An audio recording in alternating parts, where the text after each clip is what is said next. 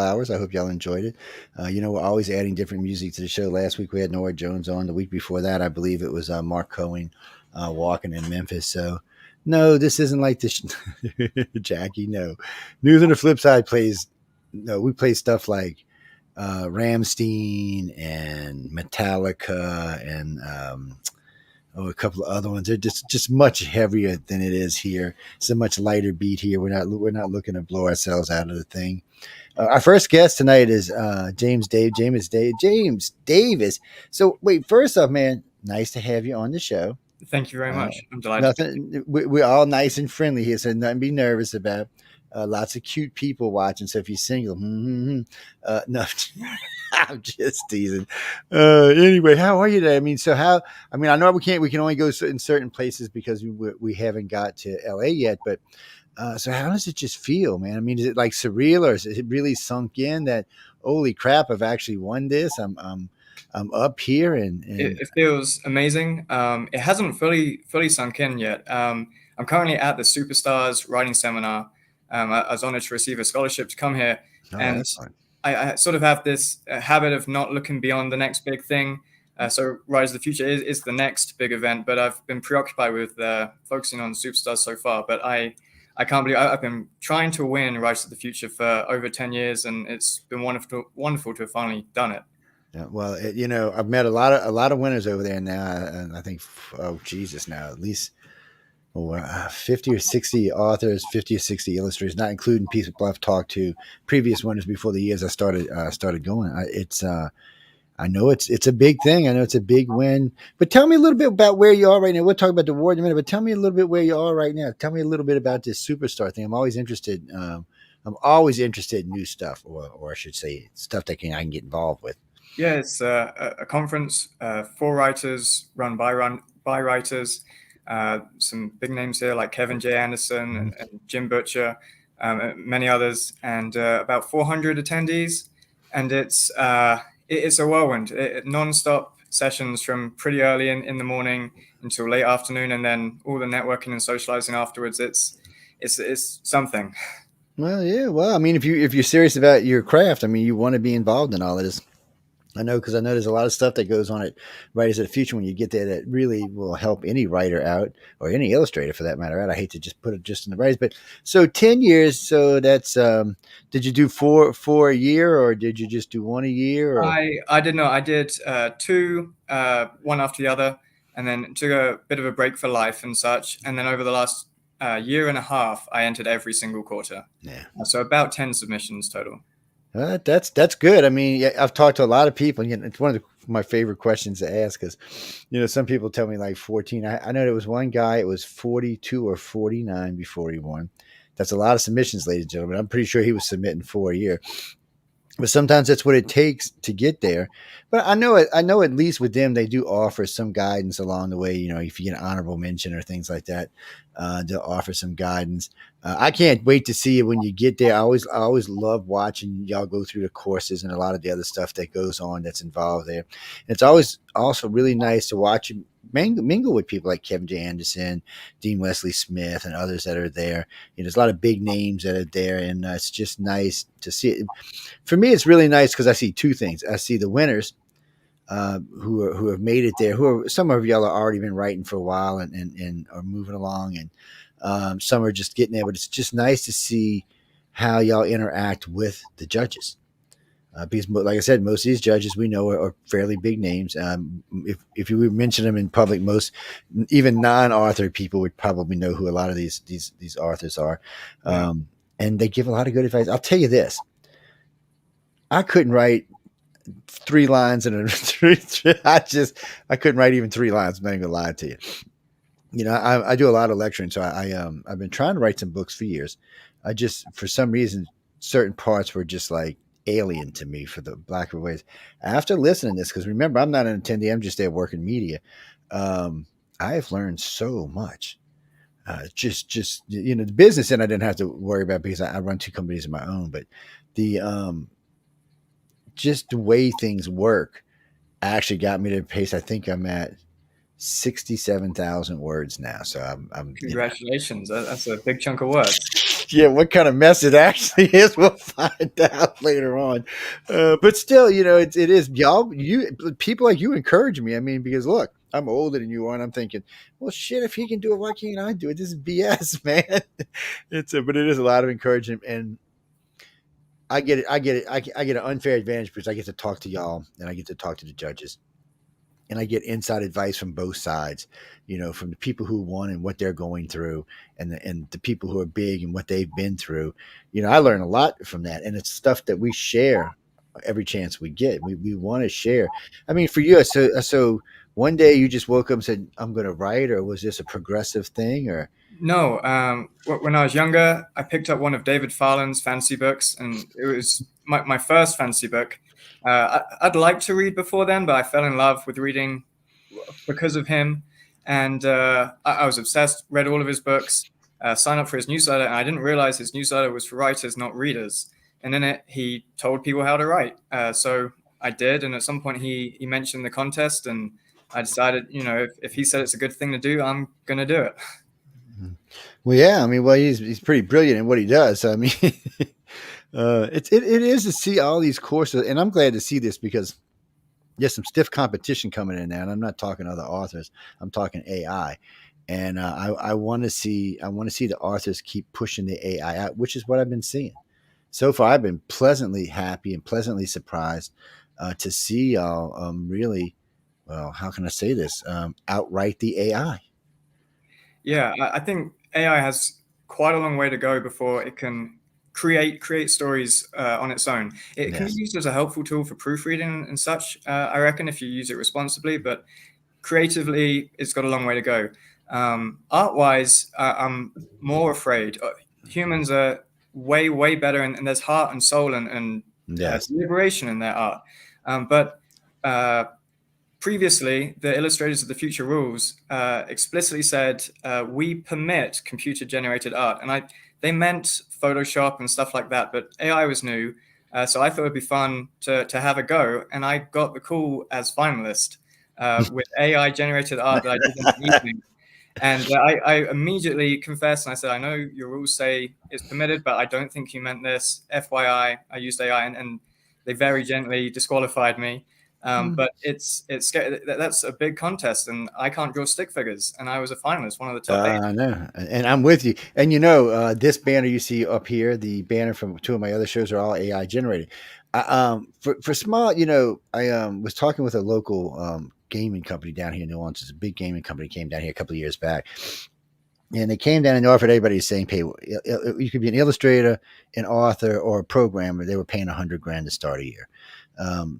So when I interviewed him just a couple of weeks ago, because he's a friend of mine, he's also a friend with Elon Musk, who I'm trying to get an interview with. So he said, what I'm doing, Joe, he said, I'm going to use AI. He said, but I'm not getting rid of any of my illustrators or any of my authors. He said, matter of fact, I'm hiring even more.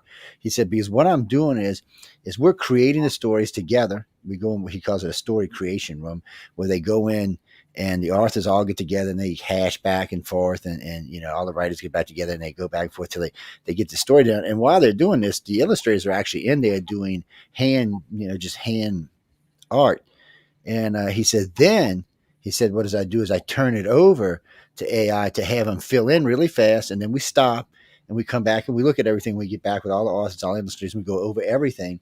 He said, so what's happening here is instead of taking me 5 years to produce a game now, I'm going to be able to do it in 2. He said, so it'll be cheaper for the consumer. Nobody loses their job. Everything works great. Because he said he doesn't trust AI to do one. He doesn't feel like AI has any kind of heart and soul to it. So there's no pulling any real stories out of it. And he says, as far as illustrations go, it does really well, but there's times it just F's up and goes off on a tangent somewhere. A good one was the mall, the supposable big alien in the mall in Florida, where they had all the 50 cops out there. You could tell, like in the one group where everybody was squatting, the hands were this long, the human hands were this long. You knew right when you seen it, it was AI. Yeah. So, I mean, there's just things like that and it's going to, people are going to try to use it for that kind of stuff. But so, I mean, you got to, yeah. So do you like, so how can I say, so I got a few of my friends who are writers, but they're like 9 to 5 writers. They just, okay, it's daytime. I'm going to go write. I don't want to be disturbed. I'm just going to write. That I don't sounds know how the hell they do it, And so, can you write like that, or are you one of the ones that, when it comes to you, you just have to sit and write? Because I don't know, it's different for everybody. It's kind of strange. Yeah, if I had a choice, I'd sit down, have candles, the right lighting, the right music, and write nonstop for 4 hours. But my life doesn't permit that. I'm on call 24/7, and I work somewhere between 40 and 100 hours a week, and I've got Sound four like small me. kids. So I write in any like 3 or 4 minute gap I can get. When I'm walking from my car to a desk, I'll be writing, and when I'm driving, I'll narrate and edit. When I'm on the toilet, just whenever I got a Whenever few you minutes, can, yeah. I write. Yeah.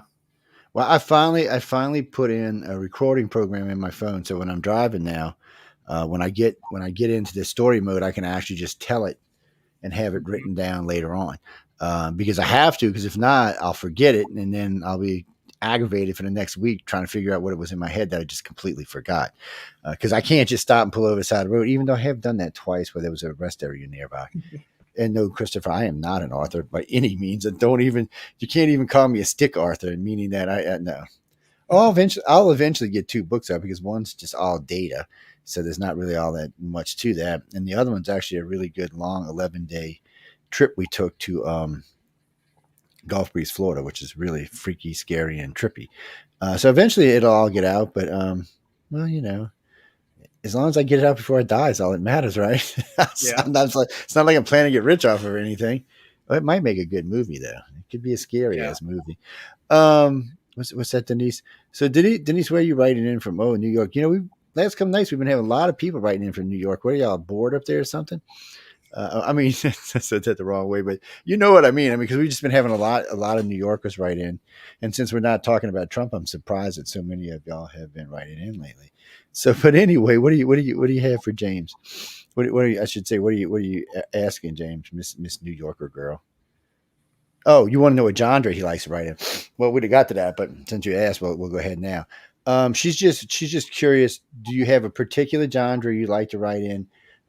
She said that she knows that you're writing for Writers of the Future, which means you're within a certain group of genres that they write in. But do you write outside of that group? I guess is what she's Yeah. trying to figure out. So I consider myself a fantasy writer. I read almost solely fantasy, but whenever I try to write a shorter story, like you need for Writers of the Future, it always comes out sci-fi. And I read maybe 2 sci-fi books in my life, other than all of the short stories in Writers of the Future. I've read a lot of the Writers of the Future volumes because Yeah, they're great. But yeah, yeah, it's like so a I, third. I have my winner was a sci-fi, and I love it. But the novel I finished is an epic fantasy. Stephanie Reese is writing in. She is in the Florida Keys. She wants to know, what is a fancy story? What is fancy writing and what is a fancy story? That's exactly how she asked that. Uh, Fancy or fantasy? Yeah, that's what I'm asking. I think English. maybe my accent threw it off. I meant to say Maybe fantasy. so. It sounds like fantasy to me, but we both have accents, so I'm used to listening to people with accents. No, no, is he right or wrong? I mean, okay, so you thought he said, okay, that's all we want to know. No, fantasy is fantasy. You know what fantasy is? Fantasy is just out there dreaming about whatever the hell you're dreaming about. You mean love stories? So Mike is writing. He's out in somewhere out in California. He just put on this thing somewhere in California, whatever that means. He wants to know if you include love stories inside of like your sci-fi or fantasy. Yes. I mean, it depends on the story and whether it's appropriate. I don't read romance, so I don't write stories that are primarily about, the love and that aspect. But I think it's an important Because I, part of most people's lives. So there's normally a subplot or some backstory involving love. so Christopher, you just think everybody should have a girlfriend or a boyfriend in spaces, which is, but that's not true for Earth. Only about half of the planet is coupled up. The other half planet's out single, doing whatever the hell they're doing. Yeah, I mean, so it's true. Yeah, I ain't gonna argue with you. Well, So in my short story, the love is from a retired gentleman for his neighbors who are much younger than him, and it's not a intention of coupling. It's like a familial love, like a found family love. yes, people who've known each other for a long time trust each other. I don't know, James. So what do you what? Oh, shit, you said that wrong. And now that you said that, it's out of my head. He's wanting to know about near now sci-fi, what the hell you call it when you're writing about something that's like really near future, something Yeah. that's just a few years out or a couple of decades out. He's asking, do you write in that type of genre? Is what he was asking. I've done a couple short stories in that genre. I haven't managed to sell them yet. Personally, it's riskier for a novel because by the time you get to the end of the novel and the revisions, that near future has come and passed. For example, if you were writing about AI last year, at the beginning of last year, you'd be wrong by the end of it. So Isn't that the true shit? yeah, you have Yeah, I to never aim a really little thought bit about it. further and hope you're right. So what do you mean, Dean? Oh, so you're talking like Dean's talking about like 30, 40 years in the future. So, well, I guess you could say 100 years is near future too. I mean, it's near future compared to everything past it. Yes. So you mean stuff like the expanse and altered carbon and things like that. Okay, I understand what you mean now. Well, They're all my good short TV series. story in Rise of the Future, which is called Ashes to Ashes, Blood to Carbon Fiber, is closer to that vein of altered carbon and the expanse.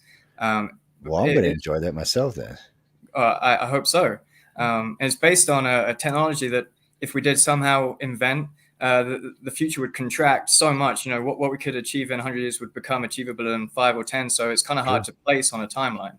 I mean, we so when I was born, the average gap was 105 years. The average gap in computer science now is 2. So I mean, we're flipping every 2 years, and well, now we're getting into quantum, so we might even be going faster than that soon. Well, people, there was things that are considered that held us back. There was the burning of the Great Library of Alexander. They say cost us 1,500 to 2,000 years, and then certain religions and certain things in the Dark Ages probably cost us another 1,500 years. Yeah. So when science looks at us today, they think we should be 4,000 years further in the future, is what they think. We can only go by what we've lived. So we're here. This is where we are. There's no reason crying about it because it's not like we're just going to leap forward 4,000 years. And conversely, the printing press and the transistor and chariots will threw us forward hundreds of years. Yes. If we hadn't invented them. That's true. It's well, no, I have heard, Dean. I have heard that that computer science was an accidental invention, but so it depends on what you believe. I mean, I've heard 4 different stories on how the microchip came to be. So well, no, technically it's silicone, just like a tube is. A tube was silicone. Okay, dude. Microchips are made out of silicone. Glass is made out of sand. They're both made out of the same substance. The difference was when we went solid state, went a little tiny from a tube that was this big and this big around. We went from that to a little bitty chip that did the same exact thing. Hey, natural progression. Your guess is as good as mine. I'm not going to argue because I don't know. I mean, I don't know exactly how it came from that to that. I've heard, like I said, I've heard at least 4 different ways, including recovering stuff from the Roswell aliens. So it could be any of that. And you know what? We'll probably never actually know because none of us were alive when it happened. So we'll just take it at faith and we got it. Why bitch about it? It works really good is all I can tell you. None of this would be possible without that little tiny chip. Yeah, well, when I was in the service, we were running 8 cores 30 years before most people even knew what a real single core was. Yeah, y'all was still getting Bigfoot hard drives and stuff that were like this big and this thick and had 2 gigs of memory. Anyway, I'm sorry I got us sidetracked. I apologize, James. That kind of stuff always cracks because it is true how fast we're moving right now. I mean, it really is. Yeah. So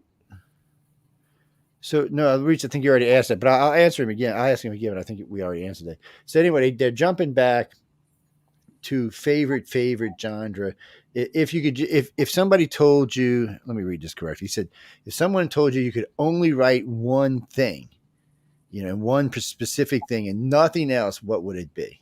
It would be adult fantasy that's a bit immature. So not quite young adult. It's not about coming of age, but immature adults because I'm pretty immature. Most of the people I really like are a little bit immature from time to time. So it would be that stuff like Scott Lynch's The Gentleman Bastards. Apologize for the cursing, and stuff of that vein. It clearly says on our network 21 and over.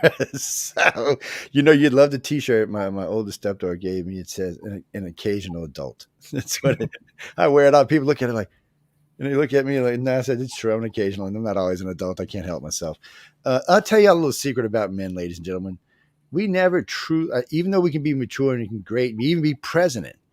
Somewhere, even in Donald Trump and Joe Biden, there's a little boy trying to escape. It's just, unfortunate. It's just who we are. It's why you ladies love us. That's all. Yes, I'm sure I'll get emails over that. Renee, what do you have for us, Renee? No, we still got a couple minutes before the next guest comes in. Oh, she said, "Did you say 4 kids?" Yeah, 4 daughters. Holy crap! It's a hormonal household. Man, I'm gonna have to send you an award. I'm gonna get hold with John. I'm gonna get with John. We're gonna send you an award. So you managed to win an. Lord bless you, man. I don't even know how you did that. I wanted 1. My wife wanted 3, so we compromised 4. Because I've got 3 stepdaughters and a stepson and my own son, and I don't even. Oh God, I feel for you, man. No, I'm not, Christine. I'm not saying girls are worse than boys, because unfortunately in today's, that may have been true. And it might even be girls more expensive 20, 30 years, but today that's not true anymore. Really? So if my stepdaughter says, "I want this, and this," probably cost me $1,000. First thing comes out, my son's, "Oh, I need a new phone and I need a Sony, or I need a PlayStation." "Oh, I really need both, Dad." That's $3,000 right there. Who's more expensive? I'm like, no, they like, oh, you know what? I need a new pad, Dad. Yeah, that's $1,200. "Oh, no, you don't." Yes, I do." I'm like, "What's wrong with your other one?" "Oh, it's just 2 years old." I said, "Does it work?" "Well, yeah, it works great." I'm like, "Well, why do you need a new one?" "Oh, my friends, they laughing because I got." I'm like, "Get the hell out of here with that shit." I feel, I really do. I mean, it's a great thing. Don't get me wrong, but kids are really great, and there's really things they give you that you can't get anywhere else. But For sure. 4 daughters, man. Whew.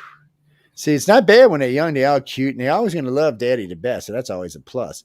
But man, when they hit 15, 16, 17, when my stepdaughters went through that, I was like, guys would come in. I'm a pretty big guy. I'm like, "Excuse me, where you bringing my daughter tonight?" I said, "Let me explain how this is going to work." I said, "This is what time she's got to be home." I said, "If she's not home by this time, I will come personally looking for you. I have pet alligators in the bayou behind me, and I will feed you to my alligators." "No, Mr. Joe." I'm like, no. You don't have to call him Mr. Joe. Just have her home one time. And, my eldest is only 11, but I'm thinking about taking up a hobby, cleaning shotguns. Just have him around, yeah. Well, guys, John, bullshit. Excuse my language. Any guy from the age of 13 to, I don't know what, we're not even going to give a top age, is only thinking about 2 things. And one of them I can't even say on the radio. Oh, man. No, I can't. I'm not judging guys, but me, I was real quiet and sweet and innocent when I was young. Oh, yeah. Mm-hmm. Yes. Quiet and sweet. Yes. Whatever, people. Whatever. That's all I got to tell y'all. If y'all don't stop picking on me, I'm going to stick Emily on y'all. I know she's around back there somewhere hiding out. Emily Goodwin. Yes. She sure is. Yes. No, she's a sweetie pie. I like to give her trouble, but she's like one of my favorite people. She really is. What you got, Renan? Renan? I thought it was Ronaldo, but I know that's not right because it looks entirely different. Well, you can break it up all day long. It still ain't going to help me say it.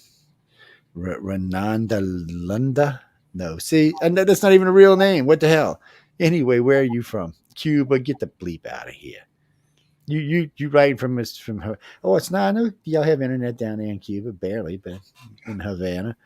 Y'all stealing you stealing the keys internet's what y'all's doing. But anyway, what I'm sorry. Well, I'm sure he appreciates that his daughter's going to be pretty because he's good looking. But anyway, let's move on to the question. Thank you.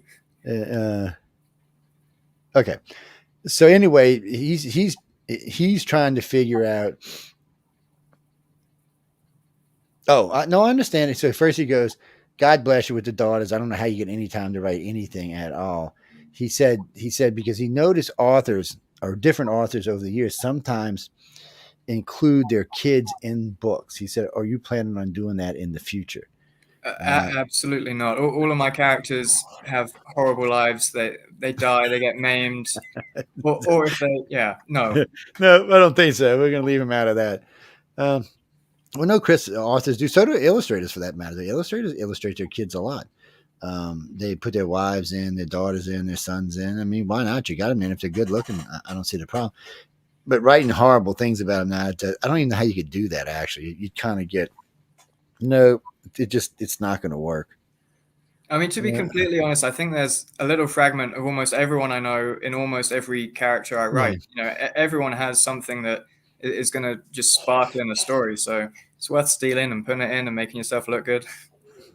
What's that? No, Mike, we can't talk about any of that until I will probably catch up with James later, like 3 or 4 days into the conference, after he's had a chance to absorb it all and get in his head and see about the other stuff that goes on there. Well, I don't know if he knows about those things. So I can't ask him. No. Emily will smack me when she sees me. No, you're not getting me in trouble. Look, honestly, I don't know what hotel it's at. I know what day it's going to happen because I got to be there. But other than that, I don't know anything. No, I'm ignorant. Ignorant, yes. I don't need to know. I don't need to know till I get there. Yes. And then just like the winners, I'm there with them and I get to hang out with them and talk to them and catch them when they first come in. A lot of years I get to ride in with them on the bus coming from the airport, so I get to talk to some of them like that. It's fun and the energy there, even though sometimes it's kind of a nervous pitch, is great. It's just a great energy overall. I notice, and after all the guests, whoever they are, usually after they're there about 2 days, they get this higher pitch energy that comes in and just kind of overlays any nervousness or anything else and just allows them to really enjoy and learn what's going on, because there's a lot to learn. And they're gonna keep you busy the whole time you're there, which is a good thing. There's a lot to learn. Reese, the only way you can do that is to win. Yes. No, I asked John, let me make a movie out of it. He said no. Because you don't want it. It's a thing. It's like any awards or anybody winning. It's something that they keep a lot of it secret. It's not because it's bad. That's why I went to find out that it isn't bad. It's none of that. It's not like that. It's just y'all don't need to know until they get there. It's not. It's not to keep it away from you. It's so that when the winners get there, they get to experience it correctly. And Joe, you said you had an unfair advantage because you'd spoken to the previous winners and the judges. Mm-hmm. I just want to let people know that most of those winners will talk to anyone that's looking for genuine advice. You can find them on social media and the Writers of the Future forums, and a lot of them really helped me bring up my game and enabled this win for sure. Yeah. And they do. They I know they got little different groups and stuff they hang out in and talking and chatting. I noticed the authors are really good about shoring each other up and giving each other ideas and stuff like that. It's personally, to me, to see it go like that was a really nice thing for me, because I figured, there's a lot of competitive stuff in our country, not just in our country, but around the world. And sometimes it gets overly competitive and people might get upset. Oh, that was my idea, or this, that, or the other. I don't see any of that there. None of that. I don't think it's really relevant. It's something that new writers are afraid of a lot, that their idea will get stolen. But ideas are, a penny a dozen. They're really, really easy to come up with. It's the execution and the resilience to sit down and write the 7,000, 20,000, 100,000 words. So if a new writer came to me, said they couldn't find ideas, I would happily give them a couple. I've got more than I will ever have time to write. Yeah, no, I mean, it is about execution. That's about anything. Somebody asked me what was the hardest thing about doing radio or TV one time. I said, it's execution. I said, I can sit there and jibber jabber about any damn thing. I said, that's the easy part. I said, making sure everything, all the effects, all the electronics, all the audio, all the video is working correctly. That's the fun part. That's the part where you got to be paying attention. But no, we use StreamYard now, which is much nicer. It's way easier. Chris, no, we're on Roku tonight. Yeah, Roku. You can go see us. Yeah. Oh, why? You want to see how cute he is? You can zoom in and hear. Anyway, if you want to use, look, Roku's fine. I like y'all using Roku. It's real television. That's what it's there for. It's for people who want to watch us on their 70-inch televisions and go, oh my God, he's got a grown hair in his head or something. No, really, you can't see him right now because there's too much stuff in the way. But all the Greek classics are back there. All the Greek stories, all the philosophers, all of them, Aristotle, a whole bunch of them are back there. Well, you can't really see them. So when there's not stuff there and you're watching on high def, you can read every damn author that's back there. Well, see, in Bob right here, Bob has a little tiny BB in there, tiny little thing, right in his left eye. And you'd be surprised how many people see that damn thing in there. I'm like, what are y'all doing? I said, y'all that bored that you got to zoom in on everything? It's insanity, and they zoom in. They'll tell you because sometimes I'll just change shit around just to see if people are paying attention. They know what titles are up there, the whole 9 yards. I tell people all the time when you got your books up, when you doing author stuff in the future, and you're writing a novel or something similar, because you'll see different titles up there. Where you see David Hayden, yeah, he's up there. Now this book here is from a friend of mine, Gary Haslund. It's Non-Humans. It's been sitting up there for about 8 months now, and he said it's probably sold at least a few hundred books for him. Wow. Because it's just sitting there, and we don't even talk about it a lot of times. It's just there. And then of course, right now these are all signed versions of Writers of the Future, personal autograph versions. That's the Fear over there. This is a Howling Good Story by Wolf Moon. And stuff like that. So there's just stuff laying in. You can't. There's other stuff that I just rotate out and things. Or my daughter comes in and steals them and wants to go read them. I'll be like, I was the other day. I was looking for a new book that an author sent me. I'm like, where's that damn book at? I'm looking all over the house. I'm like, what the did I do with this book? I'm like, so I'm all angry. I said, has anybody seen my book? She said, oh yeah, I came and got it off your desk so I could read it. I'm like, I said, you could have told me. It's just. But they do. They get moved around in the house. Or one of the no, Jimmy. All my stepkids are grown. Yeah, they're grown. They all probably older than James, man. Yeah, they grown. And my youngest stepchild is 40. Yeah. Well, my wife's older than I am by a few years, like 14. Yeah. No, it's just one of those things. Yeah. No, everybody's grown now. I mean, I got grandkids and great grandkids and shit like that, which I don't like using the great grandkid word, but still. One day James is going to have like 30 great grandkids because everybody lives longer now. They'll be like, great grandpa, what you doing? He's like, oh shit, I'm running for the door. I have his little cane, his little walker, trying to get away. I can't wait for the grandparent stage where you're going to have fun with the kids, spoil them, and then give them back at the end of the day. Give them back. That's right. Yeah. Give them back. I don't know, Denise. It's weird, and my family, and this doesn't speak for every family. Like my sister didn't want to have kids. And myself and my brother and my other sister all had kids, and then my other brother, he really didn't want kids either. And then a couple of the grandkids, which are older now, some of them have had kids, and some of them just don't want kids. No, they're not anti-kid. They don't want to raise kids. As long as the family line's moving along, I guess it doesn't really matter, but it's a little weird sometimes. But no, my oldest grandkid, he calls me Big Joe. He don't call me Grandpa. He goes, Big Joe, I really don't want them little shits running around in my house, destroying my furniture, destroying. He said, I got a lot of money invested inside my house. I'm like, whatever. Sooner or later, he'll fall in love with one and have to have one. But that's just how it is. Well, oh wait, we lost John. I just seen him pop in. I wonder what happened. He must have got scared when he seen us in here live or something. No, Christopher. Actually, I will tell you in just a second. Give me 1 second, and I will tell you. I didn't have the email open, so I had to keep Carmen's email open because that's where I know where everything is. Carmen is a nice gentleman. He's like 9 foot tall. He does a lot of guest acquisitions for not just me. He does a lot for John and everybody else. He does a lot of this stuff for us, and he booked everybody that's here. That's gonna be here tonight. No, he's a good guy. No, y'all see him eventually. He'll be well. We got a music show coming on News on the Flip Side real soon, so he's going to be on there, and so you'll get to see him then. Eventually, he's going to come do an author's quill with us, and y'all will get to meet him that way. He is single. He's good looking, but he's like Uncle Hulk or something. Well, I'm 5'11", and he's a good foot taller than I am. Oh yeah, yeah. I was like, first time I met him, I was looking at his feet. I'm like, where are you, Carmen? I said, oh, is that you? Oh, you up in the clouds. I can't even see your freaking head, man. He's a nice guy too. He's well-spirited, really nice guy.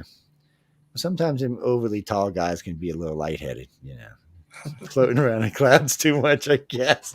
Y'all gonna get me in trouble. Stop it, people. Stop it. No. Anyway, James, you were great. I can't wait till we can really talk about the awards and what you're going through when you get there. And so now you'll be all relaxed next time you and I talk. So it's well, no, we didn't get to talk about several things like There's one day when they got a lot going on. We're going to talk about that particular day. Yes, Chris, that's the day. Well, I don't know what he knows and what he don't know. Y'all gonna get me in trouble. Stop it. I've studied it a bit. If it's public knowledge, I probably know it. Yes, and well, there's a lot of courses, a lot of classes go on. There's like the barbecue where everybody gets to meet everybody, and the judges are all there. They're just hanging out at different tables, talk. But one of the things I got to say, I like Kevin J. Anderson. He would invite people to lunch with him. Huh. So if you really wanted to talk to him, he's like, I'll tell you this now. If for some reason you feel uncomfortable wanting to talk, just come get me. I'll introduce you to whoever you want to talk to. Oh, thank you. I appreciate that. Yeah, because I know all the judges. Now, when a matter of fact, this was so funny last year. There was four of the guys.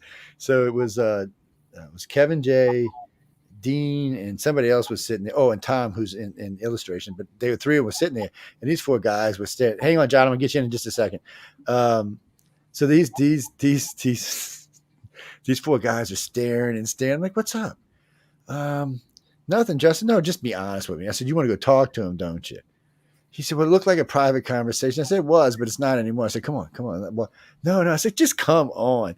I said, so I go over. I said, because I knew who they were because I talked to them earlier in the week. I said, and I introduced them to everybody. I said, Dean, you mind if they bow? No, that's in John. No, come on, sit down. And I was gone. I went upstairs, did an interview, came back. They were still down there talking 2 hours later. Excellent. And all the judges will tell you this. That's what they're there for. They literally come, which is amazing to me because I've attended a lot of events, a lot of contests, and I got to say, most of the time I find judges to be short-tempered, aggravated, because there's so much going on, so many people pestering them. Colin Powell, who are you talking about? You talking about Tim Powell? It's a Colin Powell. Where the hell you come up with that from? No, I only knew what you were talking about because you said the Coke can. Yeah, because Tim's always got a Coke can in his hand. That's the only reason I knew you were talking about Colin Powell. You know who Colin Powell really is, right? You better look him up because he's not a judge in Writers of the Future. He was almost president one time, but he wasn't a judge. Oh, Lord. But anyway, they're all there for that. They'll be happy to talk to you. They want to see y'all make it good because they're like me. Y'all are the sci-fi of the future. Y'all are the new movies of the future. And I say this all the time. One of the reasons I like to come is I get to brag. One of y'all might make it big. Yeah, I do. Yeah. I'm going to see him at the awards ceremony or her. I don't want to leave it discriminating here, but it is a lot of fun to see all of y'all. And there's so many good stories. I've read 14 of the books completely now. And I got 3 others I've got that I'm going to read. And I'm reading from, here backwards. Now I'll get 40. John will send me 40 probably a couple of weeks before the contest, and I'll read it. And then I'll read it again on the flight into LA. It's about 3.5 hour flight. Yeah, people, you can actually, if you're a decent reader, you can actually read that book in about 3 hours. There's a lot of good stories in it. I've already read nearly all of 40, and having read the other volumes as well, it's a good one. I really enjoyed it. Yes, I mean, there's so much good stuff in there.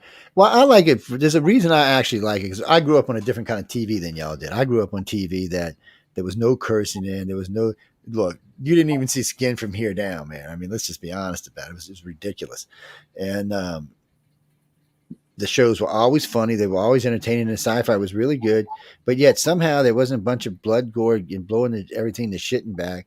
There was not screaming and hollering. There wasn't a bunch of cursing. And somehow they were still very entertaining. Well, that's how these books are. These books, I would rate these books as PG-13 or lower. And when you read them, there's none of that in there. There's no heavy sex, no heavy violence, and all the stories are good. And don't get me wrong, I do have favorite stories. And don't ever tell me if I tell you a favorite story, it means you're probably not going to win because I never get it right. I'm just telling y'all. I have not picked the illustrators or out of just 4 or 5. This will be the 5th year I would get to pick. Not one time have I gotten them right. So I'm like, yeah, that picture is going to definitely win. Or this story is definitely going to win. There was a particular alien story I liked, monster story. It wasn't even an alien story. And where the girl was taking care of a monster in a family full of monster hunters. And I really liked it. Well, this is going to win. No. I remember that. That one was great. I loved it too. It was a good story. I was like, no, apparently it ain't going to win. I was like David's story. David's, that's a good story. Death in a Taxi Man. No, Jack, it wasn't a winner. I know, ain't that some shit? It was a good story too, but still. So, like I said, don't ever count it. If I say you win, you might want to go, "Oh shit, I done lost." That's why I'm not gonna say anything. But we gotta let James go because we have John Eric in the queue waiting on us. James, you've been great. I can't wait to talk to you after we get there. I've been there a couple of days, and Yes. Thank you so much for having me. It was really a pleasure talking to you. I can't wait no, to it was fun, and like I said, we'll get to talk about some more fun stuff after you've kind of pulled half your hair out your head, and after 3 days or so. I mean, hey, you still hanging in there? You're like, yeah, I'm all right. All right. And then anyway, but thanks again, James. I appreciate it. Give Emily a hug for me and tell her I was very nice. No, I'm just kidding. She already knows I'm nice. Thank you, James, man. Appreciate it. Bye. So, John, how are you doing, man? Doing quite well. How are you, Joe? Pretty good, pretty good. I see now we get you popped in. We're gonna get started here. Man, wait, how you say your last name? It looks like, say it again. Schleicher. Schleicher. Okay, Schleicher. Right. Because I got a friend of mine that's got a name close to that, but his must have some O's in it because it's Schussler, so it's kind of weird. Schleicher.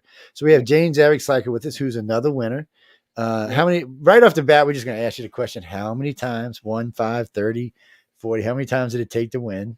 Yeah, so this was, my winner was my 14th submission. And so, you know what, before I let you go on, I think 14 is like the magic number. So the reason I'm saying this is every year so far that I've interviewed people, which is five winning contests, because the first year was 2.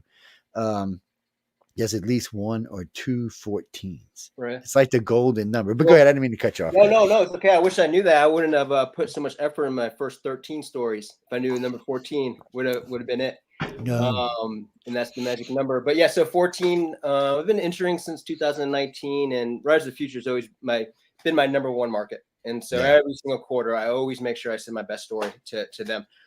With the dream of winning, and the 14th one was the winner. The story is called Squiddy, so it's a sci-fi neo-noir tale. Well, I can't wait to read it. I haven't got it yet, so I will be getting. Hey, Lisa, nice to see you. You're gonna be in about 20, so just chill, baby.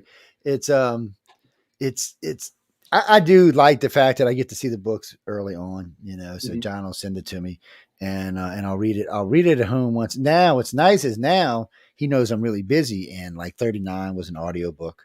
Right. So anything that's an audiobook makes my life easier. Like I've been listening. And that's so cool that they're doing that too. The audiobook starting with I'm very excited to see. I am too, because for people like me who has no free time, because I can multitask out the bajingas, but I can only do so much. I cannot, and if I'm working on my computer, I'm not really going to be watching something, but listening is fine. Right. I have a good enough imagination anyway, so I can just listen and enjoy the book and go on. And what's that, Denise? So Denise, what did I tell you? When y'all send me your name, tell me your location. So where are you from? London, England. Well, nice to see you over there in London. What time is it over there? Like 10 o'clock or something? Yes, it's. I know it's evening time. Y'all, but 6 hours behind us, on Central Time. Yeah. Yes, I have a big audience there. I got a lot of friends over. So what?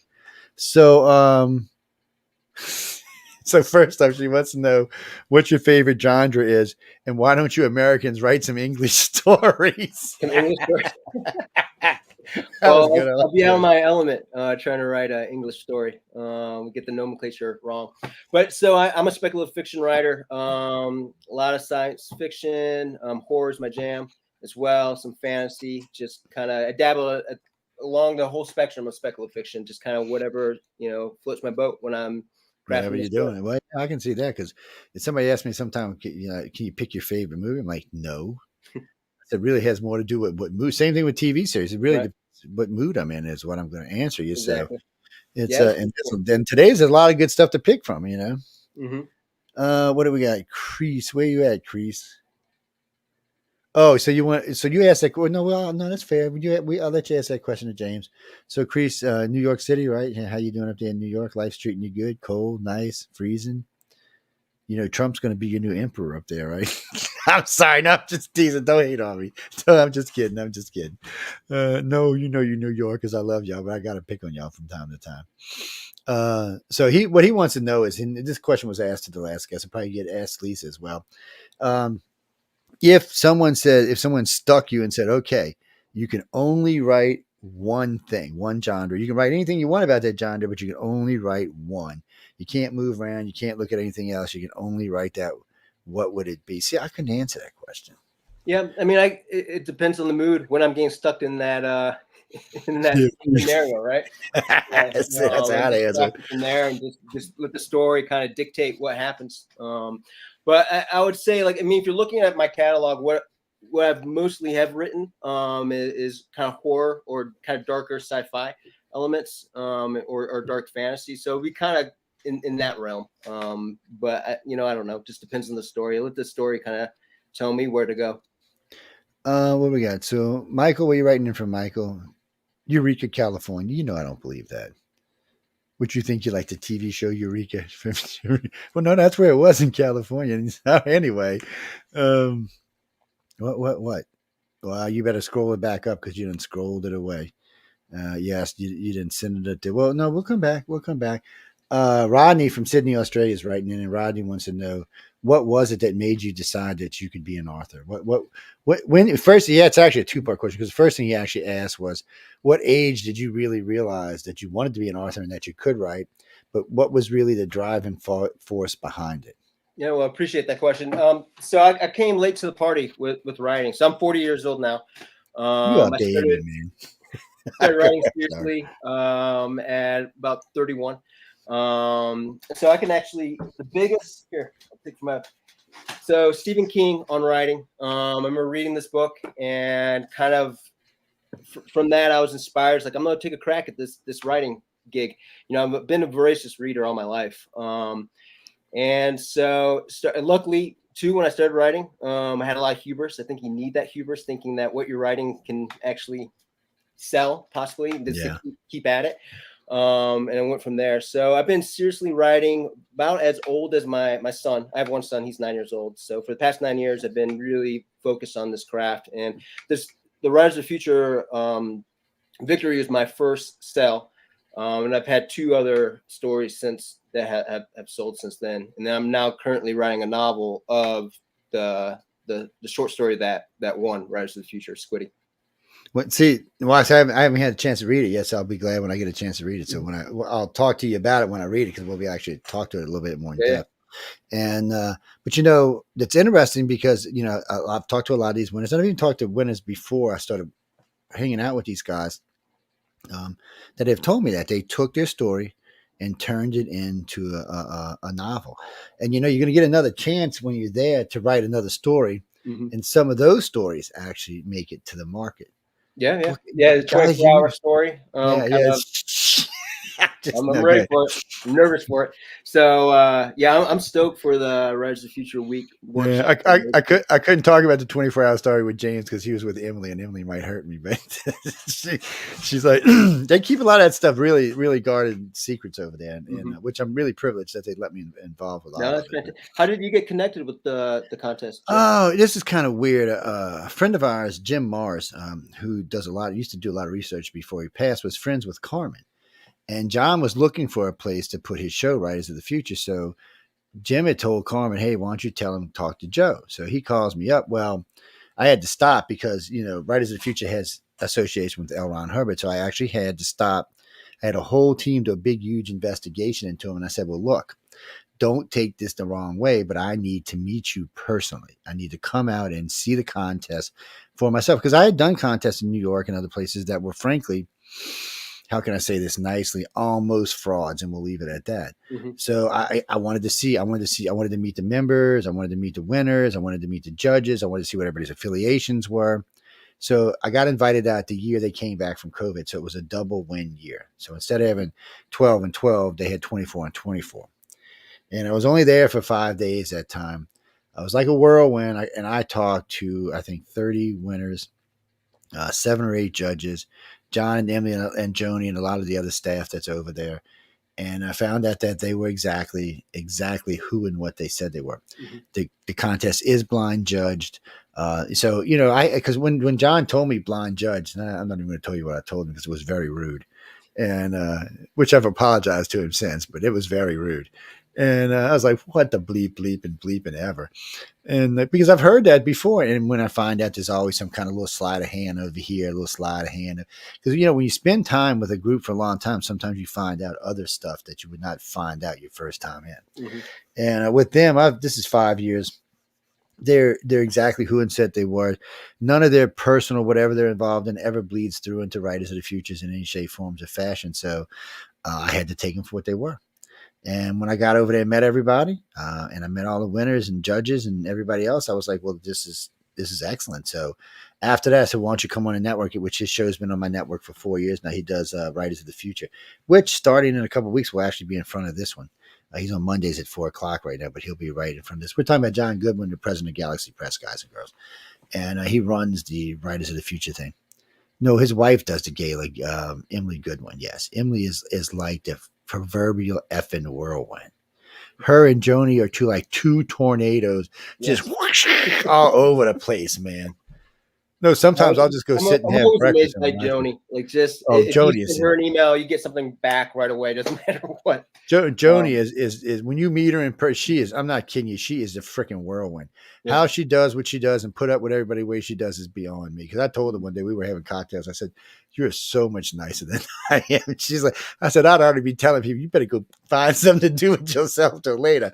And but she is. She's always nice. She's always polite. She's always working hard. Mm-hmm.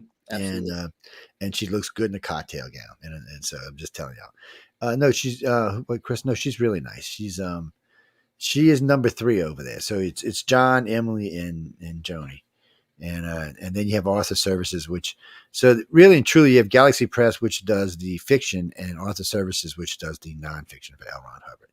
Mm-hmm. And what do you mean? They don't push anything on anybody? No, they don't.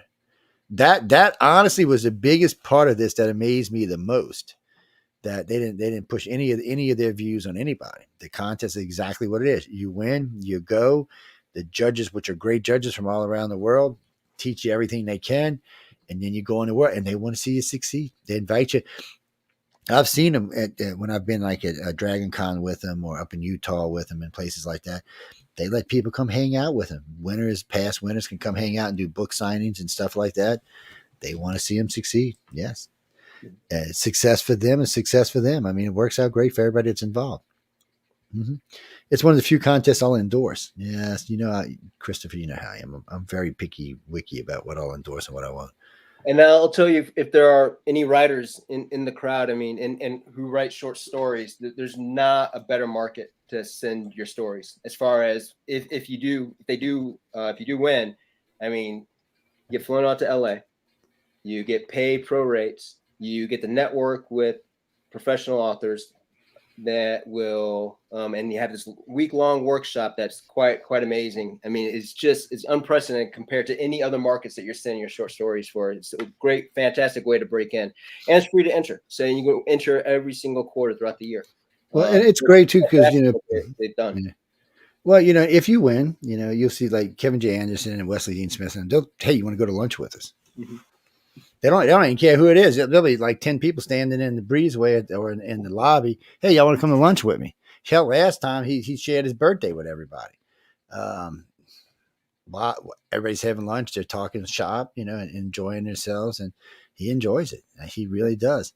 Everybody gives you advice there in different ways, but they're all really good. And if you really have any questions when it comes to finance, Wesley's the guy to talk to. I mean, he started his own. Everything these days, it's all one big ball for him, from production. I mean, from writing all the way through production. Him and his wife. So he'll explain. Because him and I sat there one night and we're telling everybody we started out with S Corp and worked up from there. So because sometimes people overthink things. You don't need all that extra stuff when you're first starting out. It just costs you money, is what it does. There's certain ways to register your books or register your business without having to get crazy. Well, no, Chris, there's ways to start out. No, my business was registered one of my business was registered S Corp for a long time. And now it's registered as what they call down here as a CC. And then the station's registered a whole different way because it's a radio station. It's a radio/TV station. So yes, unfortunately it had to be registered differently. Big pain in the ass is what that was. What you got for us, Stephanie? What do you mean? Why you want to know where he lives? What neck of the woods? The question actually was, what neck of the woods is John from? Why does that matter? Are you like a racist thing? Like not a racist thing. You hate different people from different states or something? No, really. I'm just curious why you asked the question. I think it's pertinent. So I live in Missoula, Montana. Montana. Man, I was in Montana not that long ago. The only where was it? Was it where we left Utah? Anyway, it felt like we drove through Montana. It felt like it took 3 days. It was almost as bad as Texas. Huge. Jesus, man. And all I remember seeing is antelopes the whole time. I'm like, come on, where am I? It was pretty up there, but I mean, it was just long drive. It was. I needed a good book to read. Actually, I should have had one with me. No, I was up at a Fan Fest. I was coming back from Fan Fest, and we left Fan Fest, and instead of going back the way we came, we decided we wanted to go to Denver, so we went through Montana to go through Colorado. Yeah, we just drove up through Montana and then dropped straight down through Denver. To Denver is what I should say. Yeah, I've been all over. I've been to 44 states. I haven't been to Alaska or Hawaii, though, so don't ask. I've been to Puerto Rico, which is a Commonwealth, but still. Where are you now, Jeff? I'm actually from New Orleans. New Orleans? Yeah, so right now it's Mardi Gras down here, so it's like effing insane is what it is right now. And a friend of mine today says, "You're doing radio when it's Mardi Gras?" I said, "Yes." So do you hunker down during Mardi Gras, or do you enjoy sometimes? Sometimes. So it depends. Different years I want to go, in different years I don't. Now, this particular year I got a bunch of friends in from like 5 different states. I'm gonna probably end up going, but sometimes we just take off and go to like Panama City, Florida, places like that, and just hide out for the week. Right. Just disappear. And I'll have people, "I'm coming down." I said, "Well, that's good." I said, "I'm not in Louisiana." I said, "No." And my house nowadays, but studios right now is in the Gulf Coast. We have a place, literally, I live on Mahali Bayou, which is about 400 yards from the Gulf of Mexico. And it's a great place to live. It's beautiful. It's quiet. It's in between 2 cities. So it's kind of rural, but kind of not. So no, I enjoy it. And it's a good place to, if you got time where you can sit and write, it's a good place because you could sit on the porch or sit out on the dock or something and just chill and watch the birds we have a lot of wildlife here. Mm-hmm. We have one eagle that comes through every so often. We got a breeding pair of ospreys that live here 6 out of the year. 5 woodpeckers that have been living here since I lived here. We got hummingbirds. We've got otters. We got all kind of damn fish and crab that you can think of. And then we got other. Well, I got to watch though because I got 2 chihuahuas and we got 2 breeding pair of hawks that like to fly around. So I got to keep an eye on them. But it's different. It's I'm from the city, so living here and going to New Orleans. And now when I live here, I'm like, God, I got to go to that nasty, dirty, stinking city. No, Jimmy, New Orleans is a dirty city. It's a fun city, but it's a dirty city. I own a construction company, and sometimes we'll be up there working and we'll have to dig into the dirt up there. I'm not kidding you. You dig 1.5 feet down. First, you're going to hit water, and it's going to be so black. You're thinking, wow, it's just like the black blood of the earth or some shit bubbling up here. I mean, it's disgusting. It is literally disgusting. You don't even want to touch. God knows it's probably got black plague in it or something. Yeah, a lot of history there. Yeah, so you're thinking the whole time, do I really want to mess around in this stuff? Karina, I'm sorry. What you got, Karina? Not in Writers of the Future. No sex, drugs, and alcohol in Writers of the Future. Yeah, it's PG-13. The test is, will a middle grade school librarian take the book? Now my story does have there's sex in the background, kind of off color. There's working, kind of the sex industries involved in the story, but it's not like in the forefront of the story, no details, etc. So you can kind of touch on some more mature subjects. But you can't really go into detail about it. Christopher, no, actually, Lisa, we're running a little late, so we're going to bring Lisa on in about 7 or 8 minutes. But what was that? Oh, you mean Montana? Yes, it snows in Montana. Like things like this, it snows in Montana. Jesus. No, they actually have snow shields along their interstate. It snows so much. Yeah. Yes. This winter's been pretty mild, but there's snow right now on the ground. He said, I don't know where you got the idea it didn't snow. I'm just saying, dude. You need to go read some more books or something. Because really, I don't know where you got. Now, if you said New Orleans, I could say, yeah, but no, not there. Ricky, what you got? No, we got a few minutes. What you got? He says, nice to meet you, John. Nice to have you on tonight. I can't wait to hear you talk about. Oh, okay. No, I understand that. So a lot of these people can't wait to hear y'all when we talk again, like about the 24-hour story. Okay. The 24-hour story is great. Look at Lisa smiling. She knows it's coming. It's so it's this is a story, ladies and gentlemen. So they give them Tim Powers, and it's usually Tim and Jody and I usually do this class. They do this class, and they give them a couple of items, and they give them 24 hours to write a story. So usually Tim always gets me to go out and watch the lobbies and tables and dinners. So I'll be just so y'all know, y'all will be getting videotaped and camerized. You won't see me, but you will be. And it's funny because some people stress out so hard. You're like, oh my God, I'm just waiting for somebody's head to go. And then some people are like, yeah, no problem. I got it, man. Like Chris, the guy I call him Mr. Blue Eyes from Australia. He just, okay, I'm done. Yeah. I'll be in the exploding head cohort amongst those. So I'm a very slow writer. So which is great exercise to push myself to show, which the idea of the exercise is to show us writers that, you can just write a story, and that's your job. Is you don't need to wait for the inspiration, for the muse, etc. Just write the dang story and let it happen, and then you revise it later. But that's what Wesley Dean Smith will tell you. Write the damn thing and then worry about it. Because I was asking him about something. He knows I'm working on this book, and I was bugging him. He goes, Joe, write the damn story and then we can worry about that. I said, okay, that made sense to me. It just did. No, we're talking about the 24-hour story, guys. So when they do this, so a lot of these get sold, by the way. I've seen several of these get sold now that I've been around. And I heard that other ones got sold before I was around. So I'm thinking, damn, you wrote 24 hours and the damn thing gets sold now. I noticed, like, I was talking to one guy. He said, yeah, I wrote it at 8. He said, at midnight, I tore it up. He said, and then I took a nap and I woke up at 2 and I wrote it at 2. I'm like, all right. He said, at 3:30, I tore it up. He said, I'm thinking, man, I got to be there at 8 o'clock. He said, 4 o'clock comes. He said, I ain't even put nothing on paper. He's like, so he tells you, so that was it. He said, whatever comes out now is what it's going to be.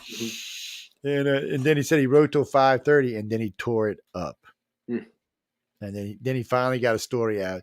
And I read the story. It was a decent story, but still, he was stressing so bad. I mean, it's 5:30. They got to be there at 8. You might want to get something to eat before you go to the class and stuff.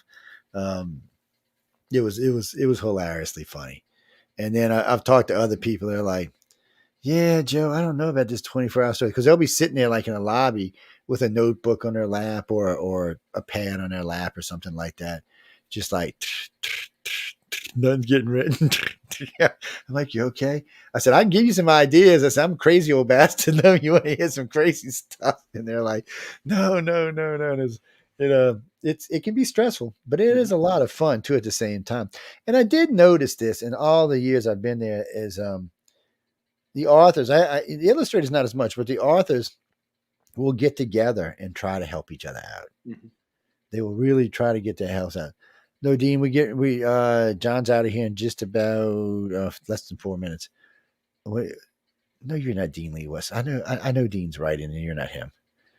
First off, his grammar would be much better than yours is. I'm just saying he's not going to have those kind of grammar mistakes in his text. I'm just saying he's not. I've seen him write several things now. There's no, because you don't like to go back and fix shit. So there's no mistakes from the get-go. Carolyn Morrison. Carolyn, where were you? Oh, you're the other Carolyn. Hey, how you doing? South Carolina. What's up? What's going on in South Carolina? You enjoying life over there? Cold, hot, kind of in between? Snowing one day, raining the next. Yeah, that sounds about Carolina to me. So what are you up to? Oh, no, I'll ask him. So she just wants to know, have you really, has this become a living yet? Or are you still working at making this a living? Yeah, so, well, it is a living, but not a very well-paying living. So I've organized my wife, and so I have a family of 3. My wife, my son's 9 years old, and myself. And my wife works at a food bank, so nonprofit, so not tons of money. I used to work in special education as a paraeducator. And then last year, my wife's like, you got to do this full time, dude. This is your passion. No, and like with special education, I love the job, but you can't leave the job at the school. You come home, you're just exhausted. It's always part of your job, yeah. Job, right? Well, that stuff stays in your head. Things that you see, things that you hear, stuff that's going on with the kids, it stays in your head. I know. It does. And so I just wasn't writing. And so she told me, she's like, you need to take a rest. And so, let's have a sabbatical for a year. And so I substitute teach from time to time. And that's about it. But so I live in a tiny home. We bought this small tiny home. It's like 588 square feet. We're basically single income family. And I'm trying to make this a thing. And so that's kind of the aim. That's the fact. Hey, you got to do these days what you got to do. And everything's so expensive right now. It wouldn't matter what size home you lived in. I remember when I got rid of our condo in New Orleans, I was like, this thing got to go, because we were just spending money. It's all we were doing. Yep.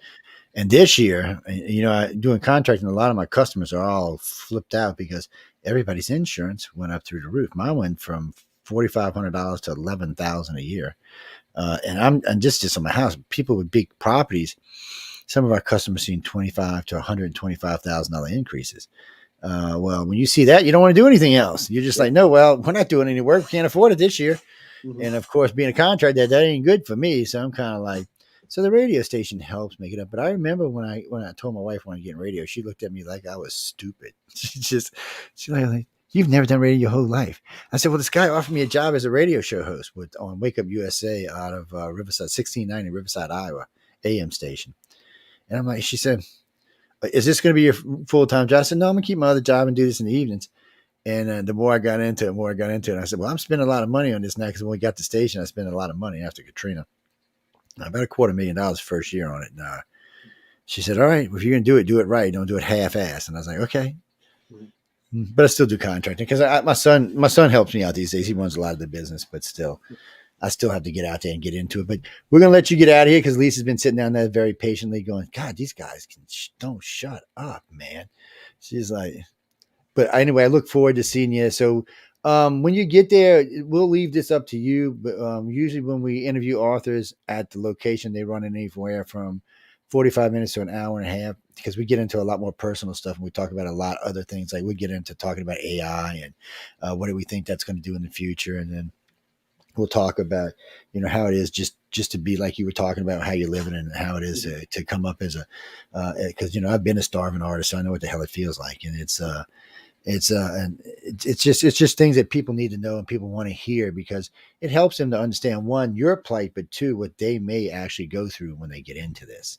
Mm-hmm. Because there's a lot of them that, that had really good jobs, really good careers when they came out, and they're still doing their careers. And there's a lot of them that said, no, I'm going to do this, whatever it takes. And those, and to be honest, they usually make it faster than the other ones do. They get into sales a lot faster. And don't forget about Kickstarter too. So there's always Kickstarter out there when you get a book down that you want to try to make some money off.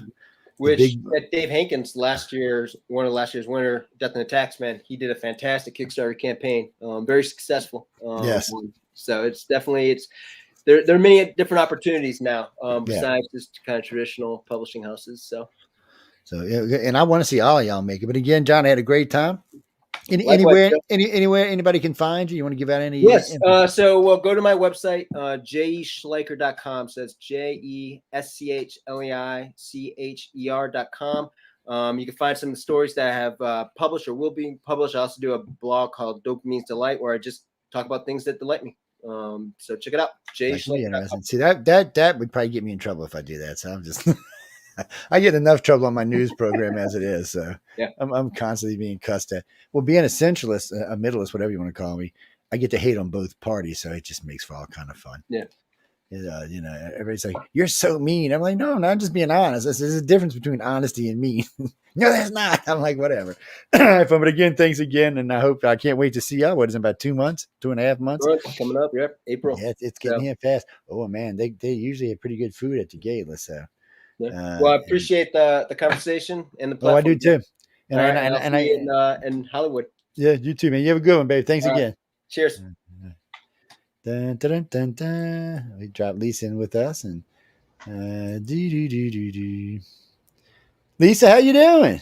Hi there. Good. How about you? Yeah, good. You get to listen to us crazy guys. We just running late tonight, so don't feel bad. That's okay. I have fun. It's well, until you get to hear a lot of what's going to be asked anyway. So pronounce your last name for me.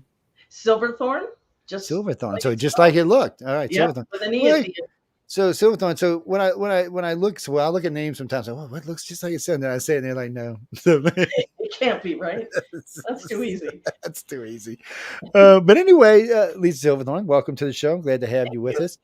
I can't wait to also get to meet you when you're out in LA. It's always fun out there, and we always have a lot of fun with everybody out there. And like I said, the authors get way more time to talk and push, and we also get into the different types of media when we're out there. I actually do a lecture on the very last day. It's just how to deal with the press.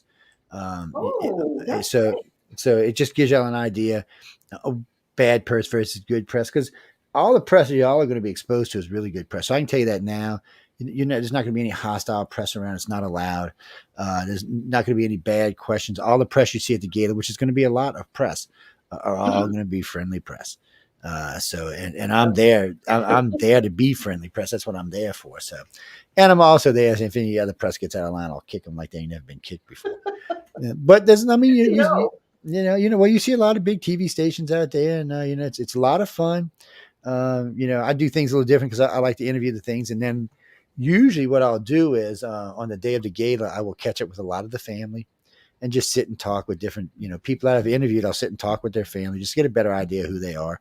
I don't record it or anything like that because I don't want to stress out their family. But later on, when I'll do a write up, I might include it in the write up or something. And it's just nice to see how it is. Plus, I'll get them to sign the book. So not only do I have y'all signatures and the judges' signatures, I get the family signatures, which it's just an added thing to the books. I mean, they'll be there forever. I'm not going to sell any of them, so that's really cool. So it's just something added. So yes, Maurice, I will ask her right now. Would you just calm down? So Maurice, where are you from, Maurice? Houston, Texas. I should have known. You're not from Houston. I bet you from Austin. Don't lie. I bet you from Austin. Yeah, hon. Something about the way you text it makes me think you're from Austin. You Houston girls are a little more forward than you are. Anyway, she's gonna start off right with what was it made. Shit, I'm getting tongue tied now. She wants to know what it was that made you start writing, and when did you start writing, and what it was that made you think you were an author. That's actually how the question was worded.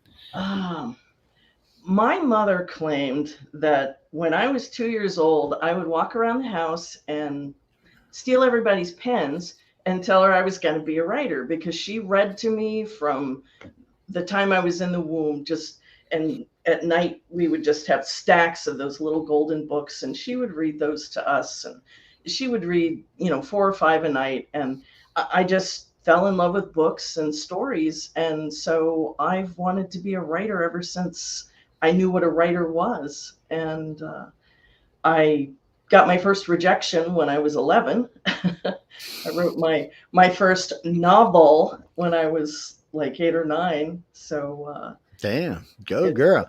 Well, a part of my life. It's just who I am, I guess. Yeah, well, once you make it part of your life, that's the best way to do it. Well, no, Dean, what she's saying is it's just her. I mean, it's just part of who she is. Well, I mean, you get more stories that way, or you get better stories that way. Might be a better way of saying it. Favorite genre? You got a favorite that you prefer, or just across the board? I kind of write across lanes. I kind of write in just whatever hits my fancy, but I do have a special place in my heart for fantasy, because that's what I started out writing, and I love putting in a romantic subplot. So give me a romantic fantasy, and I'm right there. But yeah, you're not even going to ask that question. I'm sorry. Well, somebody asked that question last time. I just told her she didn't have to ask it. Oh, there's well, it's always good. I mean, people have to remember when we're writing, or when y'all are writing, because I'm only ever going to write like one book, but I know that we have to think that we want to write in a story that comes out of us. But when you're thinking as a market, how you're going to market this thing, then you have to think of how I'm going to get this group or that group or that group or this group or that group to listen or read my book. And I've listened to the judges talk about that on how they can add this element in to the story to make sure that this fantasy group or this sci-fi group or this near future group or whoever it may be that they want to get in there will follow the book. Personally, I don't know enough about it, so I just write whatever the hell comes out of my brain, stick it on a thing and stick it in a computer. Well, that's kind of how I do things too. I mean, when I get into my office, I try to get anything with marketing out of my office, and I sit down and I write what my heart wants to write, and then I worry about the marketing later. And I just feel like there might be somebody that might enjoy this particular story. So because I think the stories written from the heart or that are just written are probably the ones that are the best stories. I mean, when you go back and you look at things like J.K. Rowling and you look at Lord of the Rings or you look at Harry Potter, a bunch of them. I was listening to her talk about writing Harry Potter. She said the first book, she just sat down and wrote the damn book. She was like, well, I just sat down and wrote it. And she meant she just sat down and wrote it. I was thinking, oh, you spent some time. No, she just sat down and wrote the damn book. And I've heard other authors saying that. I just sat down and wrote it. And sometimes if it's a big book or it's a couple of 100,000 words or 100,000 words, sometimes you got to take a break, and because it's a big ass book, it's a lot of typing or a lot of writing. oh, But yeah. and if I had $1 for every author who told me I just wrote the book, I could probably retire.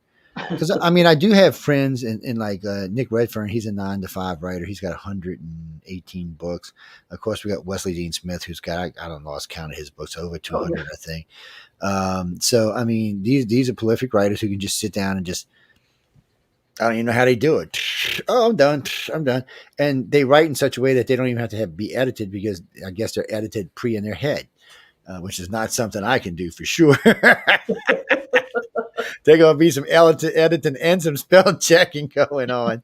I kind of cycle when I write. So I always go back and read, like if I'm writing a novel, what I wrote the day before, and I work through that and I clean it up and fix whatever needs to be fixing, and then I move on. So I'm always cycling through a draft. So it's never just a first draft when I get finished. Yeah.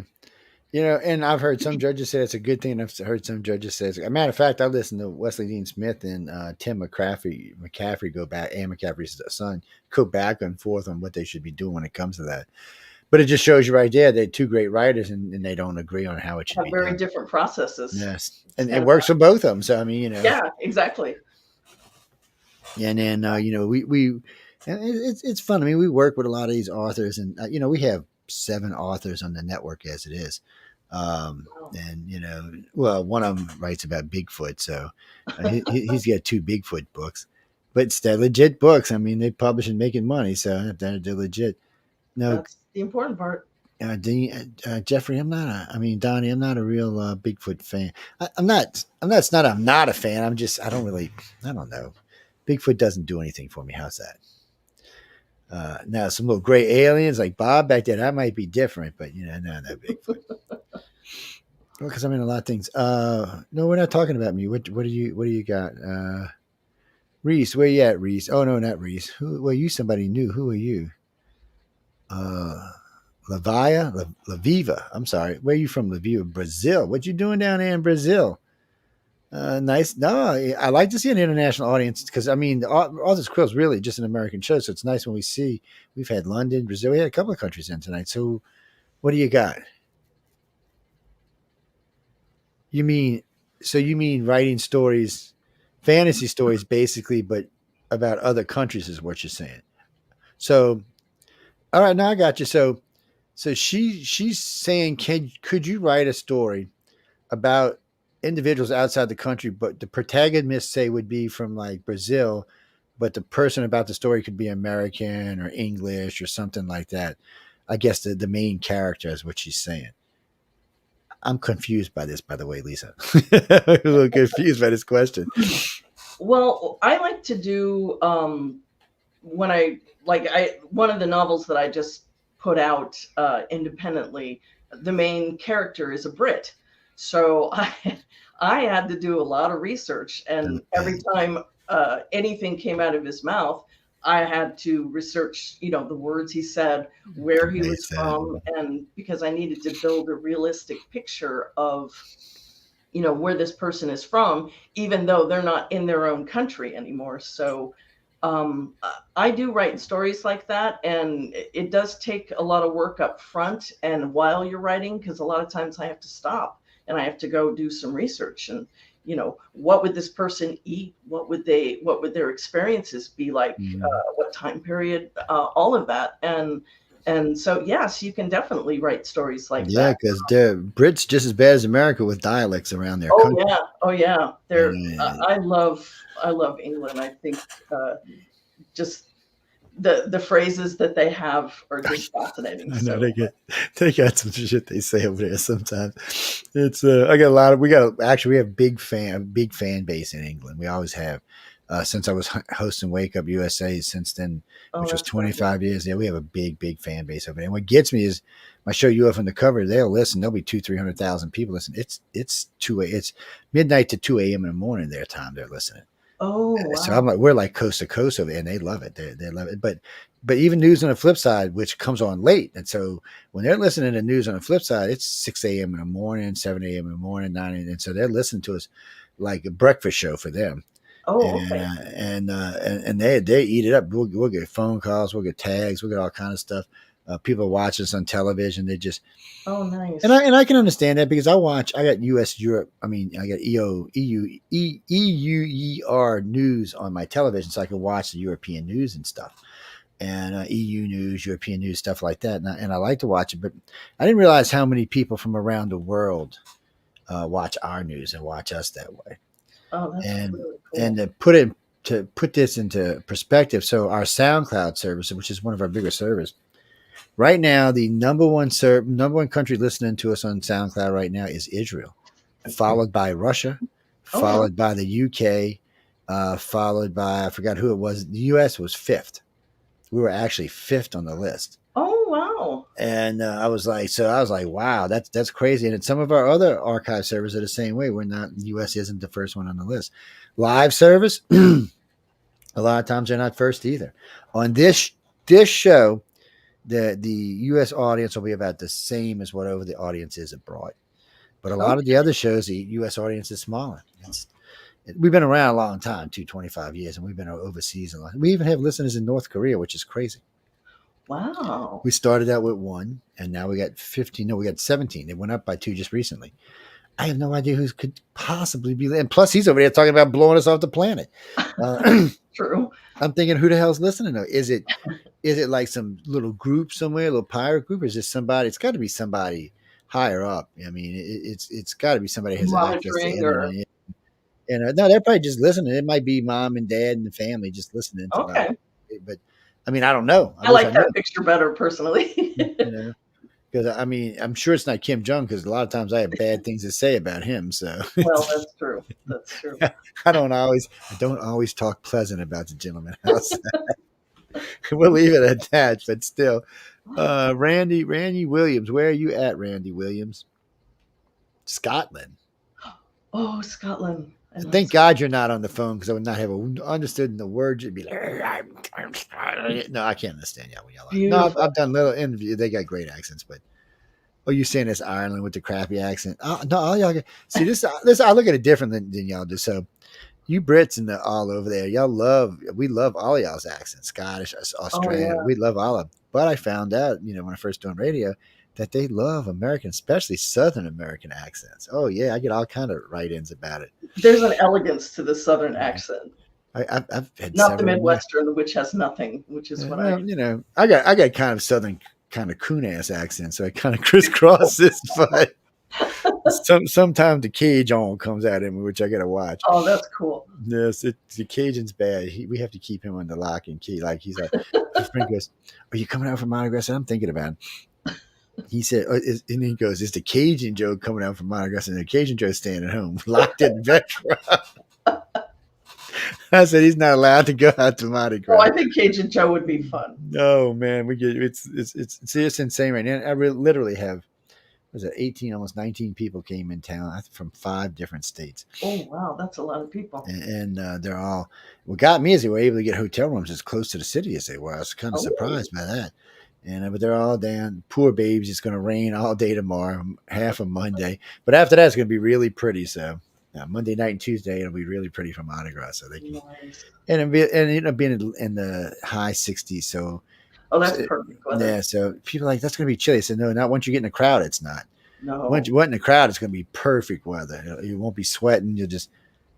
What do you mean? Oh, Gene. Cool. So, Gene, you can go to Earthlink and watch live Mardi Gras, or Facebook for that matter, or YouTube for that matter, and watch Mardi Gras for free all you want. We'll put it on a site. It'll go up on a site tomorrow, and it'll stay there on our main site until Monday morning. Then we'll take it down. Yeah, you can watch. We usually post 3 different cameras, and you can just watch what's going on. Mm-hmm. And if you see some guy throwing books, that'll be me. No, really. What's that, Janice? Well, I'll ask her. So Janice wants to know how is it being a woman in a male author's world, because she's an author herself, and she said that sometimes she feels that she's not pushed out so much, but boxed in. Which I don't understand quite what she means by boxed in, but I think she feels like the men around her kind of push her into what they want her writing instead of what she wants to write. The hell with that. I'm sorry, go ahead. Yeah.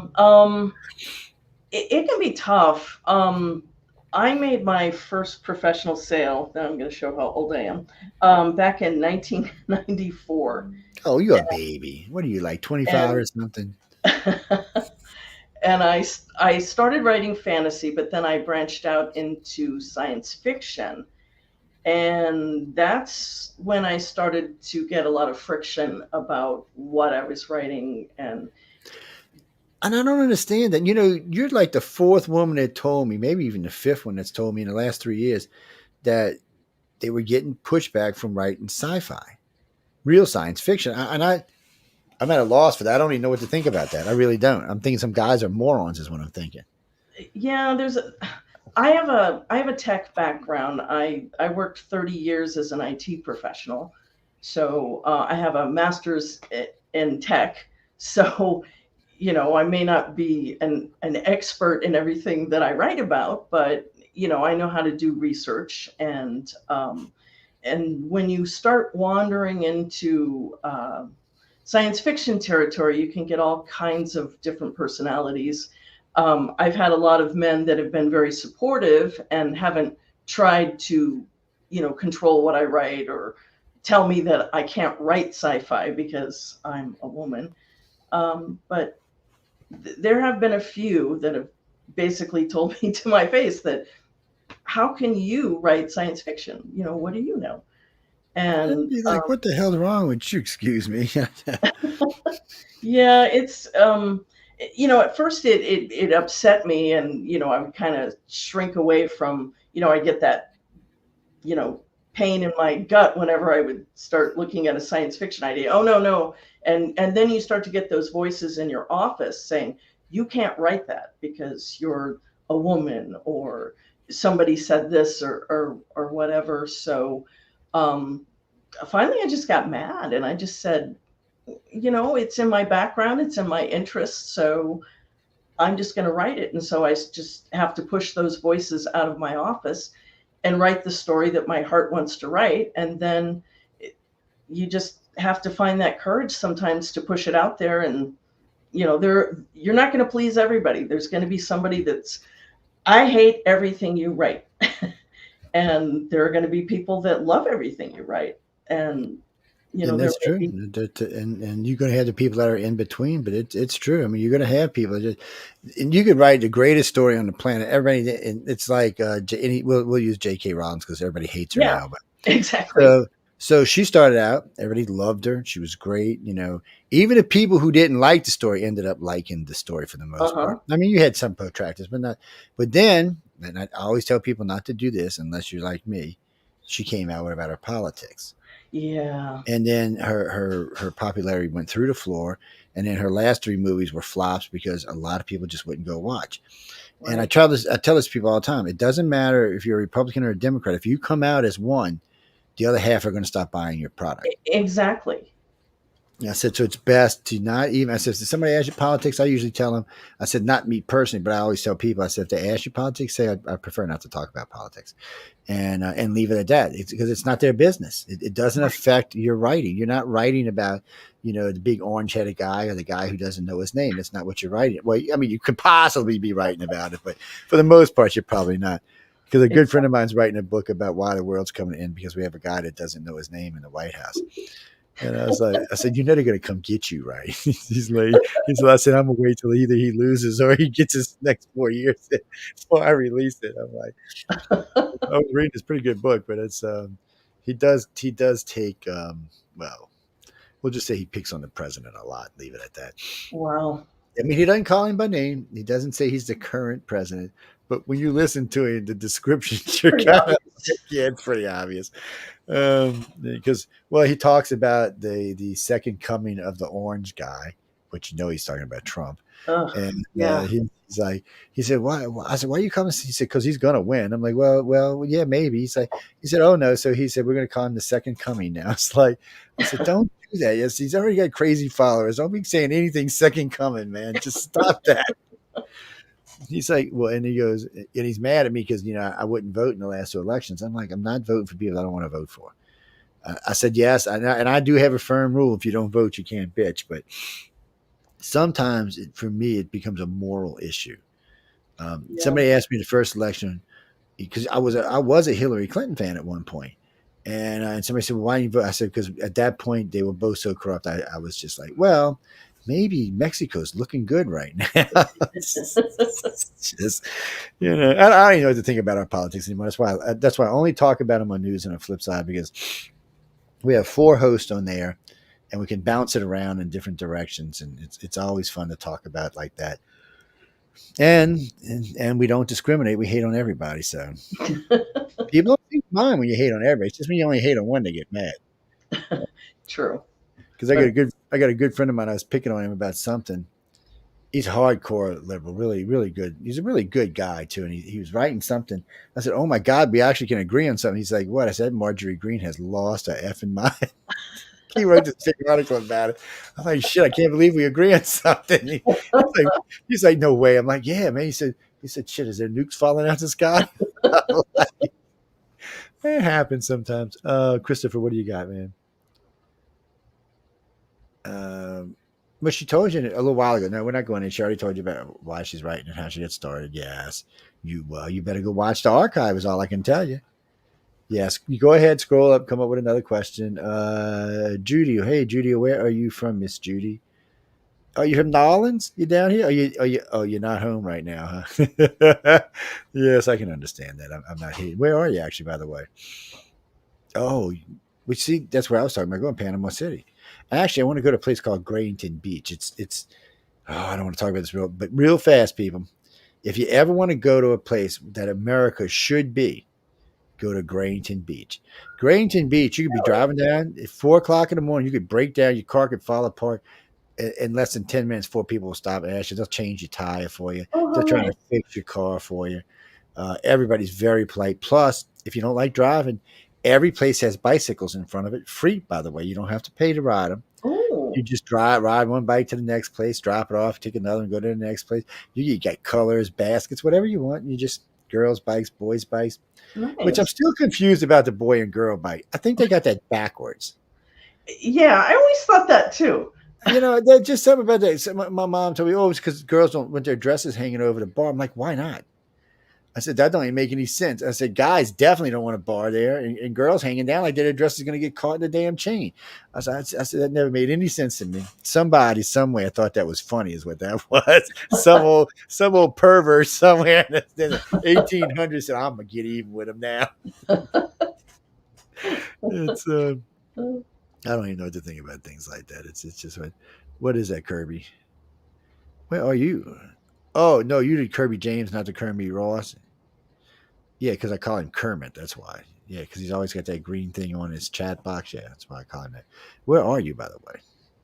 Portland, Oregon. Man, you up there, one of my favorite friends, Zuby.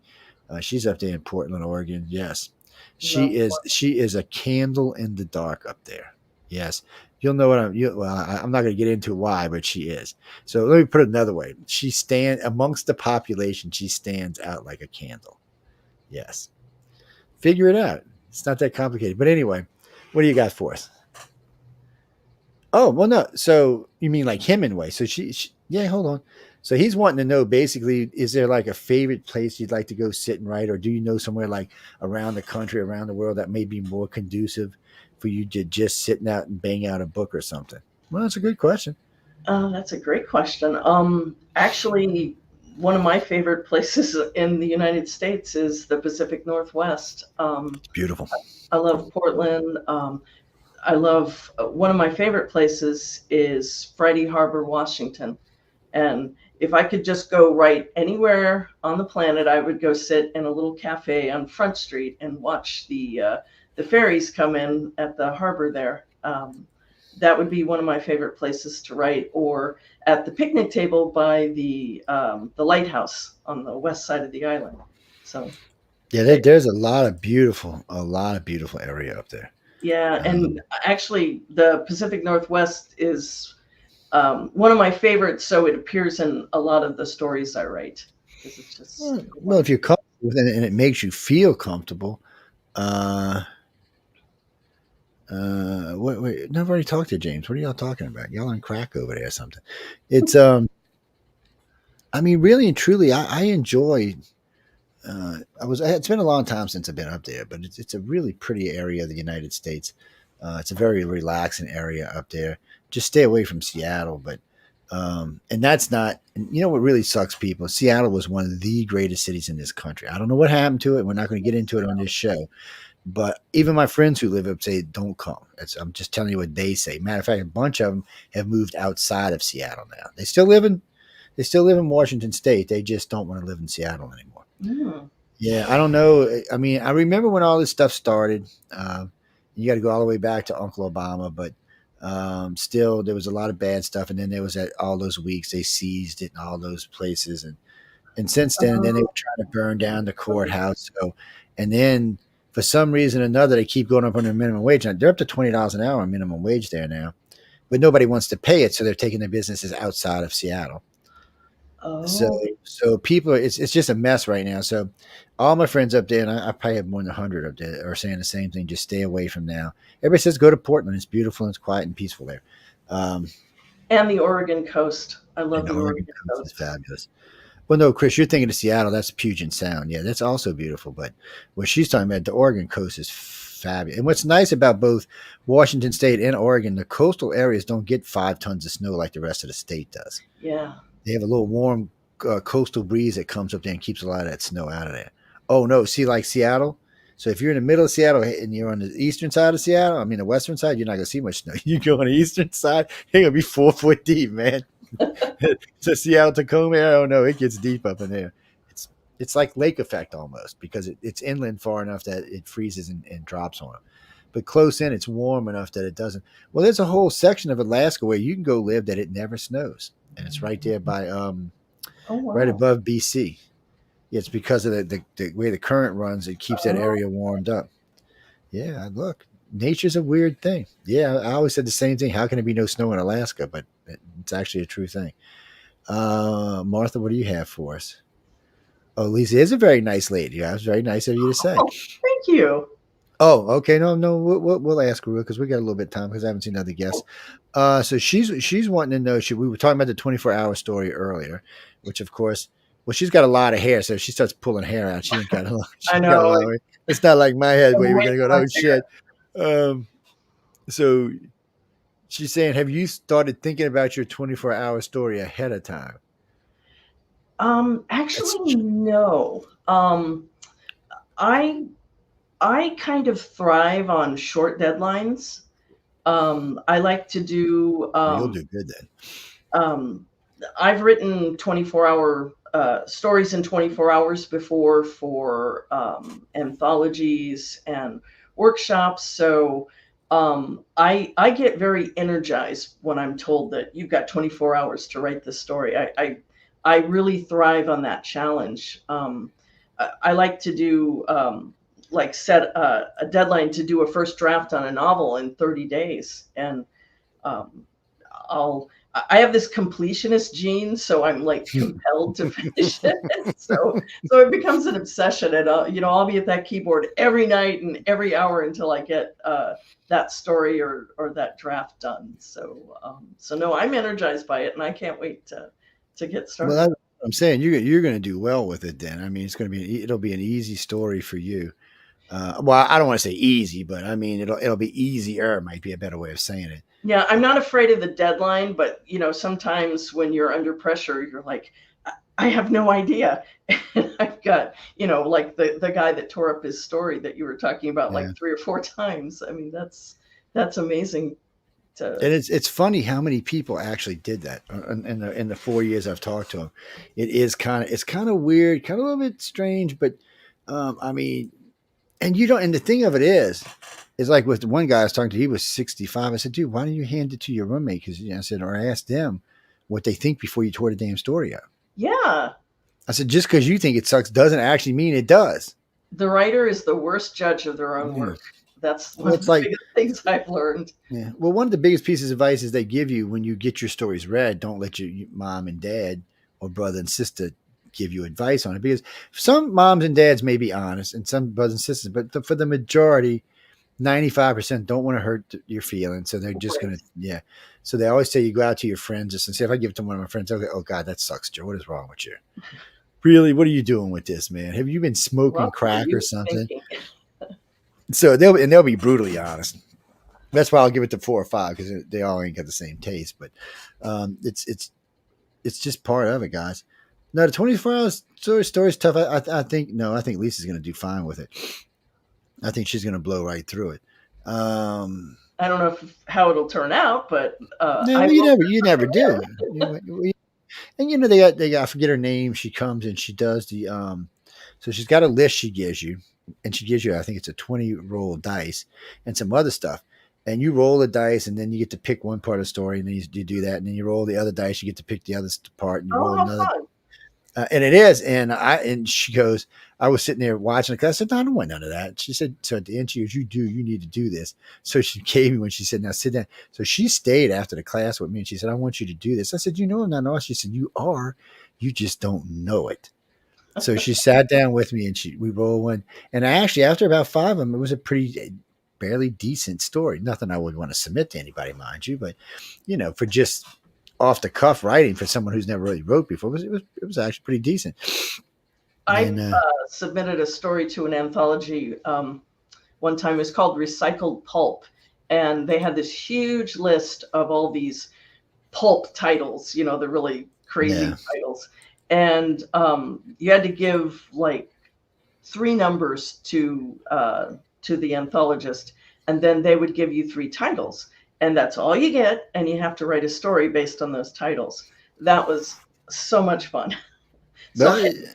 That. I mean, that kind of stuff is fun, and there's a lot of exercises there that I find that everybody feels comfortable with. I notice. I'm gonna tell you a little secret that I shouldn't. The judges like you people who ask questions. I noticed last year for some reason the first year I was there, it was insane because there were so many people, and everybody was asking questions. And the year before last, it was the same thing. Last year, it only seemed to be like with the authors, only seemed to be 3 or 4 authors that really were. Everybody else seemed to be really quiet and laid back and didn't want to ask anything. It was the same thing with the illustrators, which was surprising to me because I was like, man, you need to ask. I mean, you got the best brains in the country for here. Exactly. Pick them. Take advantage, and they want to be taken advantage of. That's the thing. It's not, and you'll hear them. I mean, there'll be several times, they'll break for lunch, and you'll hear 1 or 2 or 3 of the judges say, "Hey, you want to come to lunch with us?" And depending which hotel we're staying at, it might be pizza next door or down in the room or across the street at McDonald's. Who knows? But they're going to go have lunch. And Kevin J. Anderson invited everybody to his birthday last year. Well, all the authors anyway. And we had a big pizza party.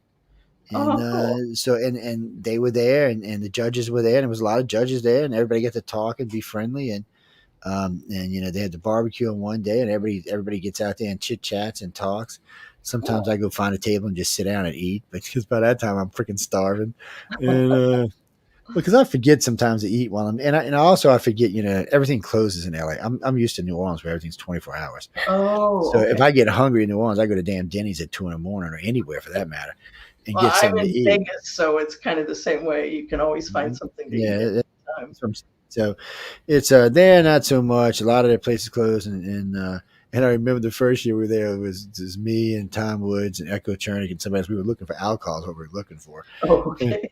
So it's midnight. No. There's no alcohol after midnight. And on the weekend, there's nothing after 2 a.m. I'm like, God, what kind of stone age are y'all living in this place? And then one guy looked at me like, what do you mean? That's good. I said, no, I'm from New Orleans, man. There is no time when you can drink. He's like, what? I said, no. I said, you can walk to the board at 4 a.m. in the morning if you want to. They don't care. I said, you can buy liquor at the damn convenience store 24 hours a day. And I mean hard liquor. Wow. Mississippi's different. You can buy like wine or beer here until midnight. And you can only get hard liquor from a liquor store until midnight. But yet, you can go to a casino and drink for free all night long. Yeah. It's one of them things. And I came from a city that had blue laws for most of my life, so that's how it is here. There's a bunch here in Louisiana. There's a bunch of blue laws that they don't enforce anymore, but they're still there. And if they want to use them, they can. But there's a bunch of them, like, in Louisiana, every Sunday you can beat your wife with a 4-inch wide belt. Yes, it's legal too. Oh my God. Then, which I don't think if you did, I think you'd end up in jail. But still, it's in the law books. With your own 2x4 or whatever. No liquor at all on Sundays. You can't buy it anywhere, but you can go to a casino and get it. But you can't get it anywhere else. Okay. Yeah, no. Which I've always wondered. I asked the preacher this one time. I said, "Well, wait." He said, "Well, yeah, they can't drink on Sundays. I said, but they can drink at the casino." I said, "Shouldn't it be off limits at the casino too?" He said, "Oh, Joe, they might leave." I said, "They're not going anywhere. They're making far too much money here." I said, "They're not going anywhere." I mean, the casino floors here are actually bigger than the ones in Vegas. That's cracks. So, last time I was in Vegas, yes. So last time I was in Vegas, I was not in early times, but the very first time I went, I was in the military station in San Diego. So I went to Vegas and I seen all these big gambling floors. So I get here, we got these huge things, the whole size of a big barge and shit. I mean, they're huge casinos, and some of them have 3 and 4 decks of casino. Wow. And so I walk in. We're staying at the MGM. I walk in. Their casino floor is about a third the size of one of the smaller ones. I'm like, what the hell? And then so we went. We stayed at the Lexor for a couple of days. We stayed at Flamingo a couple of days. We stayed at 5 or 6 different because we were in Laughlin. We stayed in Laughlin for a while because I was lecturing in Laughlin for 7 days, and then we were in Vegas for a few days. So a guy must have lost like $35,000 in. And the whole trip, I think we were down like 56 grand or something. Wow. And we were making Katrina money, so it didn't really matter. But I mean, it mattered, but it didn't. So the last 2 days we were there, so I'm tired of staying at these fancy hotels. I looked around. I wanted something a little closer to the airport, and I found this place called the Orleans. I said, well, it's Orleans. So we go in. First off, the casino floor is massive. I mean, it's massive. It's 5 times bigger than anything I've seen out there. I mean, it's just huge. Wow. So I said, okay. So my wife and I started gambling, walking around gambling. By 2 a.m., not only we had won everything back we lost, we won everything back on the trip. Gosh. We spent 3 days or 2.5 days in it just hitting jackpot. Sheer luck. I mean, it's just what you call lucky because that's all it was.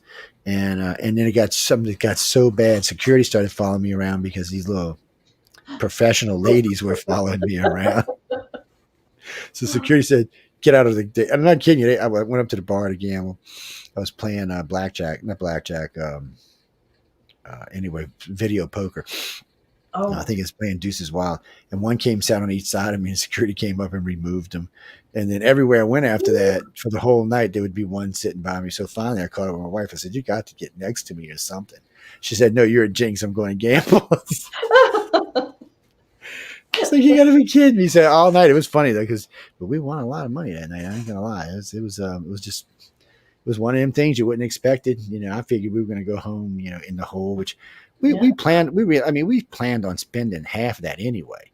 We just didn't plan on gambling as much as we did, but we already knew Laughlin was going to cost us X amount of dollars. Plus, I mean, they were paying me for the lectures and stuff. So I think I was being paid, it was $1,600 a night or something. Plus they paid for in Laughlin, they paid for the hotels and all. And they paid for the airfare too. But when we went to Vegas, we were paying for everything. So, and don't get me wrong. I mean, I enjoyed the MG. I enjoyed the lecture. I mean, the hotels there were nice. They were fun. They had a lot of gimmicks in them. But I was just disappointed. I was disappointed by the food, which it's hard for me because I have a different standard on food than the rest of the country does. And so when I travel, it makes it hard when people, they got good food. Or they tell me, it's spicy. And I go eat. I say, no freaking spicy. and America, I'm going to tell you this again. Spicy does not mean hot down here. It means seasoned. Okay. We have hot food, which we have lots of. But when we use the word spice, we mean spices. There may be 8, 10, 12 different spices in food that we're cooking. So that's what we mean. We want heavily flavored food that you remember for weeks and months after you ate it. Hey, Nolan, how you doing? Oh, Rose, how you doing, Rose? First time in, glad to see you popping by. I guess we lost a guest tonight. Sky must have not made it because we're almost done on time. It's I guess maybe she got scared. Some people get nervous sometimes. It's I didn't, it's funny. I was in Washington, D.C. doing lectures.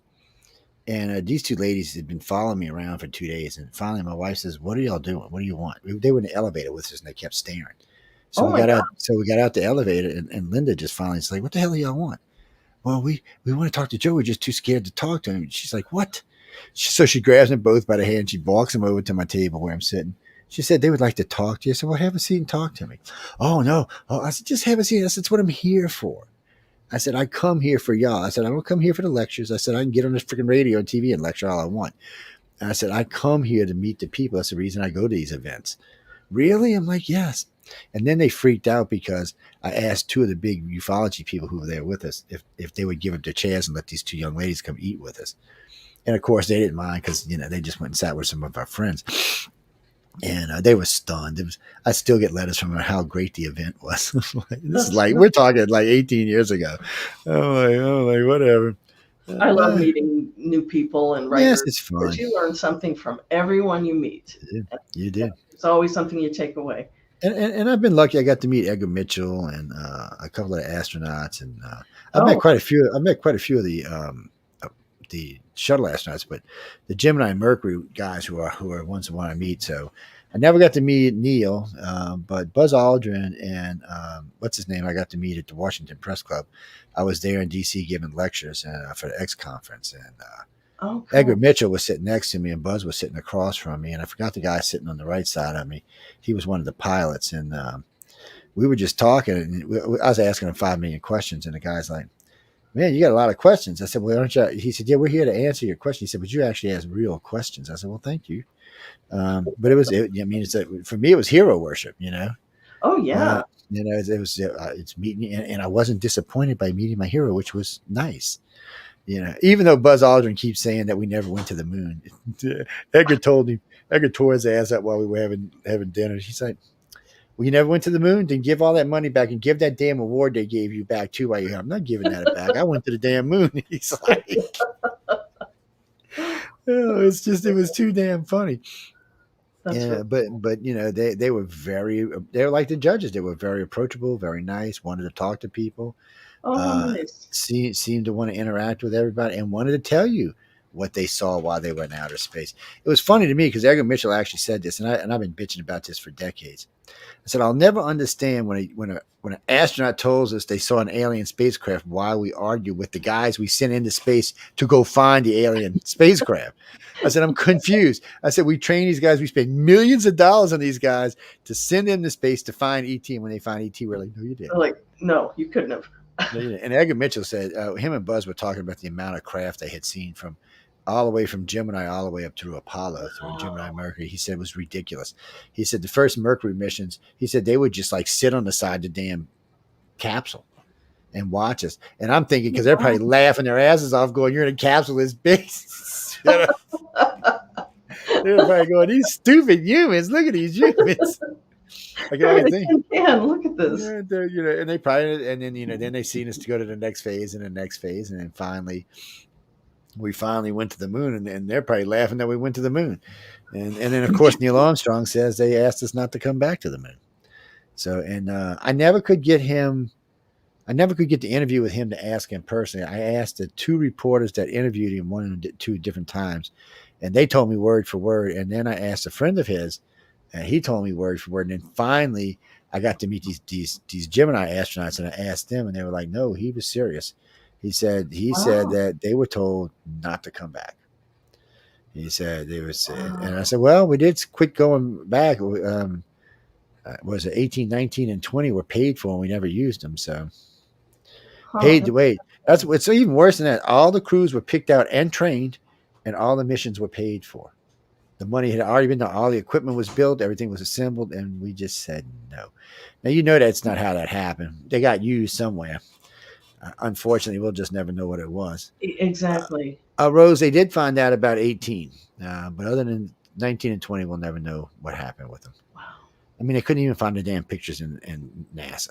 It's really? just kind of fun. Yeah, NASA's a mess. And then recently they found Neil Armstrong's boot print on the moon. It was made with the crosses on them. The one they have on display at NASA has a big round circle in the middle of it. It's not even the same boot. Oh my God. I'm thinking, and everybody's, "Oh, we didn't go. I said, no. I said, probably it's at some other NASA facility somewhere. I said, they just did. I said, you can't have the same suit at every facility NASA has. It doesn't work that way. No. And I've been to several of them where they have like the lander and the suits and all that, and they say this is Neil Armstrong's suit. No, it's a replica is what it is. Yeah.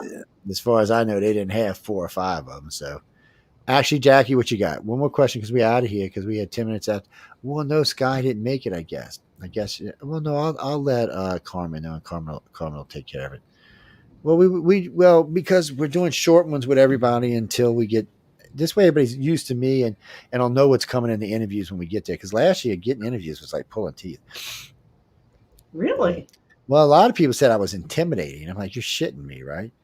And the guy says, you're in 3-piece suits, man. You just intimidate. I said, I'll wear jeans if it makes you feel bad. I said, I always got jeans and t-shirts with me. I said, I'm a contractor. So look, I'll put what's my favorite t-shirt right now? An occasional adult. That's what it says on it. An occasional adult. Oh my God, I love that. So I said, I'll just put that on in my jeans. And I said, you won't have nothing to worry about. There you go. He's like, you wear jeans? I said, yes. I said, pretty much every day. I said, anytime you're going to see me is in a suit is at night or at special events and stuff. I said, but you're not going to see me wearing them at my daytime job because the suits cost so much to be walking around paint areas and dirty places. Oh, yeah. I know. Frankie Lee. What you got, Frankie? One last question. Oh, you mean like oh, no. Okay. I thought you meant like a tour. So Frankie Lee saying, if you were like in London or in one of the great cities like London or Hong Kong or Moscow or something like that, would it be easier to write a story about the area while you were in it? I don't know. Yes, it definitely would be easier because I tend to be a very visual writer. So I like to see the whole, if I've set a scene somewhere like the Tower of London, I like to touch the walls and I want to know what it smells like, what it feels like, how the air feels, how many people. So it's definitely advantageous to be in the space to write. I can see that. I can see where it'd make it more comfortable too. You're kind of in the moment with it, which is, and when you write about a place and you're not there, you have to make up for that because I pity anybody that would look at my Google search history because it's like, what does this smell like? And what does this feel like? Because I have to bring those details in to make it feel real to me. So. Yeah. And it helps to make it feel real to everyone else. What do you mean, Christopher? You're going to have to rewrite that paragraph because it's like jibber jabber, man. Yes. I don't speak jibber jabber unless I'm drunk or something. Yes. I can write jibber jabber all day long. Matter of fact, all my friends say that if you want to talk to me in chat, you have to learn JoJo Ease. That's and you know what? Even John will tell you that. Yes, you have to learn JoJo Ease if you want to chat with me in text. Well, because unfortunately for me, my brain works faster than my fingers do. So I'll think I've wrote like a paragraph and I've left out like half the damn thing. That's why it's hard for me to write a book. Yeah, I don't know, man. It just my brain just works. You know, my fingers are a lot faster than they used to be, but still, they're not. My brain's way faster. It's hard to keep up sometimes because I do that when I'm writing too. It's like I don't even know what that means, so I have to go back and figure it out. Well, I would do audio to text, but you know, my Cajun accent sometimes the audio to text is not what you think it's going to be. It makes words that I'm like, well, I never said that. Where the hell did I get this from? And see, I need that tactile feel of the keyboard when I'm writing. It makes me feel I've tried to like dictate stories and things, and it's just not. It's more. I feel more grounded in the story when I'm actually hitting those keys. That makes sense to me. But I'm one of those tactile people. I like the sense of feel, a sense of smell. I don't think people realize how big a sense of smell can put something in your head. I mean, it can put a memory in like that. Yes, you know, I mean, it's smell of a perfume or a favorite food. And Claire, I actually think the sense of smell for me personally brings the feeling much closer, because tactile works fine. But like, you know, if I can pick up my glass with my tea, like just it's great. But if I get in there and smell it, and I'm like, I smell that lemon and that tea. See, that brings it. It really brings it to my brain. Exactly, and those details. I mean, if it's the type of tea or the smell, I mean, it can change your whole story. It can, and it can definitely change the outcome of a story for sure. And who picks up that glass, it can change your whole story. Yes. Oh, Gene, don't start with the glass half full, half empty. You know what it is? I'm gonna tell you exactly what it is. You damn pragmatist. Okay. It's not a half a glass. It's not half empty and it's not half full. You know what it is? It's a half a glass of whatever. Yes, it's not. What does it matter if it's half full or half empty? It's just a half a glass. You're just making it half full or half empty. It doesn't really matter. See, the first time I ever took one of those tests, I still remember the psychologist looked at me and she said, "I've been doing this 40 years. No one's ever said that before." I said, "Well, isn't that what it is? A half a glass?" She said, "Your brain does not work like a normal person." So there's a bunch of questions she asked me. The answers were like, she's like, "Really?" She said, "Your brain does not work like a normal person's brain." I said, "Well, my doctor said I think abstract." I said, "Maybe that's what it is." She said, "And how high is your IQ?" I said, "It's up there a little ways." I said, "I'm still dumb as dirt." And that's another thing, people. My IQ is 169, but you know what? It doesn't really matter because it's in science. I'm gifted. It's 172. Okay, wow. I do have a bachelor's in science, but you know what I do for a living? None of that. None of that. All high IQ means is that in abstract thought, you can think faster and better, but in everyday regular thought, it does not make that much difference. And it doesn't matter if you haven't learned the material. It doesn't matter what kind of IQ you have. You can't use it. You still have to be. All an IQ is like a booster is what it is. You still have to do everything a normal person would do. And if you want that IQ to be any better, then you'll do it faster and better, but you still have to do it in order for that to make a difference. In other words, I can't just look at the computer and say, "Oh, look, I know everything now." It don't work that way. That's funny. It's well, it is. I never understood it when I was young. They kept, "Oh, you're gifted." I'm like, okay. I thought they mean I was retarded or something. No, really, I didn't know what the hell they were talking about. And what do you mean I'm gifted? How dare you? I know. I'm like, "Well, you mean the short bus? I will slap somebody." and then I remember when I was joining the Navy, and I had just taken the ASVAB, and I scored like 98%. I was outrageously high, and they're like, "Wow, what is your IQ?" And I said, "Well, I got to register with Mensa." And he's like, "Oh, really?" And he came back. He said, "Well, you know, you can do anything in Navy you want, right?" And I'm like, "Really?" I said, "Well, I want to do advanced electronics." And that's what I ended up taking. Advanced avionics and advanced electronics. Oh, wow. Yes. I'm a geek at heart. I can't help myself. I love tech. I do too. I can't help myself. Stuff apart and putting it back together. I remember the first time I took a computer apart, everybody looked at me like, "You're going to be able to put it?" I said, "Yeah, I'll fix it. Don't worry about it." I remember my first computer, and I still to this day, for the most part, build my own computers. I just bought a 224 cores because I was in a hurry, but usually I build them myself because I like it because then I know where everything's at. You know, well, I don't have the time anymore. What you got under the hood, essentially. And, Yeah, it does. And but now my time's more important to me than building the computers. Yeah, because that's it. I don't have that kind of free time anymore. When I was younger, I had the free time to do it. Exactly. Now it's not going to happen. That's why those two guys. No, Chris, you don't use water inside your computer. No, liquid cool. You can. All right, if you think you're going to you can do a liquid cool system with water, and you're just going to ruin your computer. They have non-conductive fluids they use that will, even if it leaks, it will not harm your computer. So that when the first computer to ever break a speed test was built and immersed into mineral spirits. That's what it was set into. They just set it in a bathtub full of mineral spirits. Yeah, the whole thing, and it ran its little happy ass off because it never got hot. That's why. Yeah, Yep. water, liquid cool is great. Yeah, I have both of these computers are liquid cool. This one I'm on right now is not, but the other two are, and they're great. And as long as they don't leak, they're always great. Yeah. Mm-hmm. All right, one more question since we're already 20 minutes over. What is it, Helen? Helen of Paradise. What the hell does that mean? Paradise, Nevada. Oh, it could be Paradise, Nevada. I thought about that. You in Paradise, Nevada? No, you're not. Where are you? Maui. Wow. Oh, you're in Maui in Hawaii? Well, nice. Oh, that's much better. Yes, that's true. I'm not arguing with it. That's pretty much Paradise. Maui is beautiful. Oh, so she said, now don't get offended about this question. She said, because she lives in Maui, Hawaii, where there's lots of Maui Wowie. She said, would certain substances, would they help you to would it help you to use your imagination?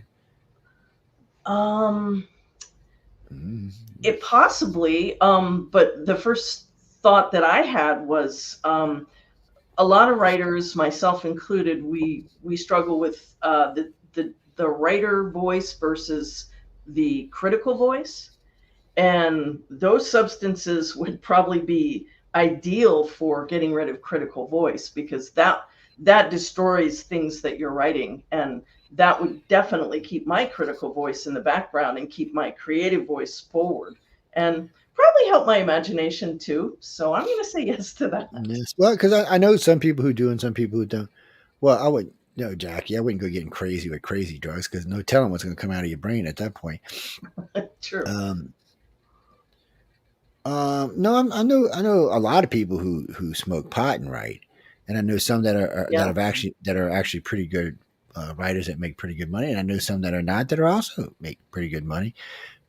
Jesse always tells me for him, he's got 110 books now. He said the reason he smokes is because he can block everything out and just zone out into what he's doing. Oh, it helps with his focus. Yeah. Okay. So he gets high and then he just gets in front of it. He zones out all the noise and everything around him and he just goes to writing. And he said, what's funny about it is depending on what kind of pot it is, he said he will write as long as the high lasts. He said, usually it's 3 to 4 hours he'll write without any interruption.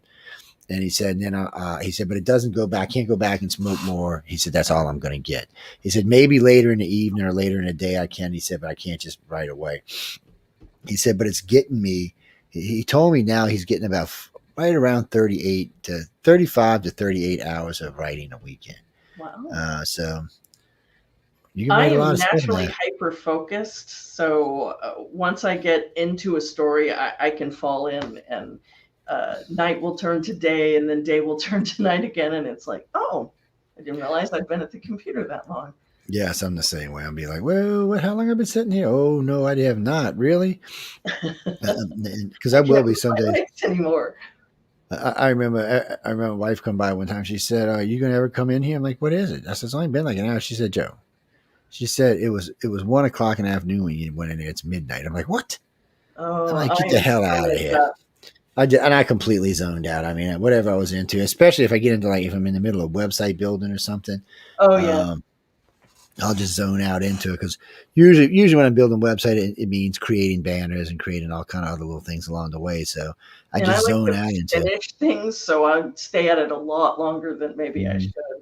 Well, right now I'm doing 2 years of Writers of the Future's Pictures right now. So it's a boring thing to do. So I just zone out and I'll have something else going on the computer. Or I might even be listening to Mission Earth or something while I'm doing it. And I'll just zone out into it. I'll be listening to that and then putting everything up and getting it done.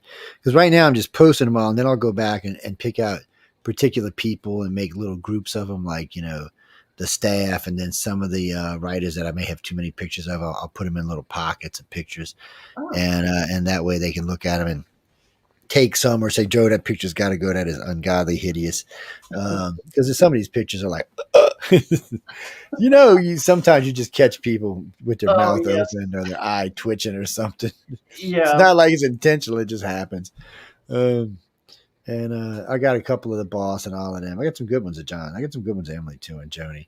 And I like to harass. Yeah, I like to harass Joni because she lets me sit up front at the gala. And she said, okay, sit here and behave. I'm like, okay. She seems like a very amazing person. She is. I'm looking forward to meeting her. The first 2 years she came and sat by me because she thought I was going to get in trouble because she knows how I am. I'm like, no, I'm going to behave. We're at the gala. I'm well behaved. I said, I'm in a tux. I'm well behaved. and then last year she moved me. She put me on the other side of where I see because what's her name? Beatrice, I think is her name. She had these great dreads on. And so she said, well, they need to see us. I said, that's fine. Just put her here and put me over here. And as soon as they did, they switched the camera from the other way. I was laughing. I said, that's just that girl right there. She just wanted to get me in cam. That's all. It's a lot of fun, Dan. I mean, you're going to enjoy, it's, I know a lot of people get nervous when they go up to do the lectures, but they do. I do. But you're gonna get I think the day before they do a full walkthrough with everybody, and they do. Okay. Yeah, so there's definitely a rehearsal. So you get it, and Emily's in charge of all the stuff that goes on with the gala, and she's just a sweetie pie. Oh, okay. Yeah, I've met Emily and I've met John. Yeah, they're really nice people. Yeah, John and I are usually just harassing people. I mean, he's the boss, but we both are doing media work while we're there, so. And you'll see it. Sometimes you'll catch both of us. We'll have breakfast a lot of mornings, and we'll talk a little while, and then he goes off and does whatever, or we'll both be in the classes together doing stuff. And you'll see Maliva, who's doing all the pictures. You'll see me harassing the crap out of her, actually. And because I look forward to meeting her too. She seems really nice. I just got used to doing pictures with her because she's this tall, so I shoot over her head now, right? So she goes, because they were short one person last year. She says, I'm giving Chelsea the camera. Well, Chelsea's like 6 foot tall. Oh, wow. I'm like, Maliva. I said, now I get the back of Chelsea's head in like 30 pictures. She starts laughing. She says, it's not funny. That won't happen to me. I'm like 5'4". But you're going to see, like the reveal events and stuff like that. A lot of emotion goes on there. It's all the events are great. It's really a class act, and it is. They one of those things that was on my writer's bucket list. So I'm really thrilled that I mean, they do a really good job. They do the signings, they do the artwork. I mean, it's all great, and the judges are great. And you'll find that even the illustrated judges will come out and chat with you and stuff. Oh, neat. Especially when whoever does your artwork, they might actually talk with them or talk with you. And yeah, I can't wait to see mine. So it's what's the name of your story? I meant to ask you this and I completely forgot. Oh, it's called Summer of 30 Years. Summer of 30 Years. See, because I'm gonna read y'all's, yours, John and James right off the bat because I've already talked to y'all, so they'll be fresh in the back of my head when I see y'all. And but it's one of the rules. One of the things I teach when I do the class. I said, don't let hosts bullshit you when they told you they've read your story. I said, call them out on it. And they're like, what do you mean? I said, well, what do you think about this part of the story? Oh, okay. And they'll be like, well, yeah. I said, no, they busted. So I said, you only need to do that on a host that's being aggressive or aggravating. I said that will shut a host up like, uh-oh. I look like an idiot now. Okay, I'll remember that. Yeah, so because I tell them all the time, I said, sometimes when hosts bring you on, they're not always intentionally trying to be aggravating or mean. But just busy. A lot of hosts, but a lot of hosts, that's just the way they do things. They think they get more ratings that way. Oh, okay. And I tell everybody the same thing. If you ever interview where someone's abusing you or say thank you for the interview and click, or thank you for the interview and walk away. There's no reason. There's ever no, because everybody says there's no such thing as bad press. In a lot of ways, there's not. But when you're on stage and someone's just physically abusing you, like on a TV show, it just makes you look bad. When you get up or leave, you take the power back, and they look bad. So because if you make your guest leave, you automatically look bad. You can say whatever bullshit you want after the guest leave. most people are going to look at you like, no, that was wrong. You went too far or whatever. Even crazy Howard Stern had to learn that.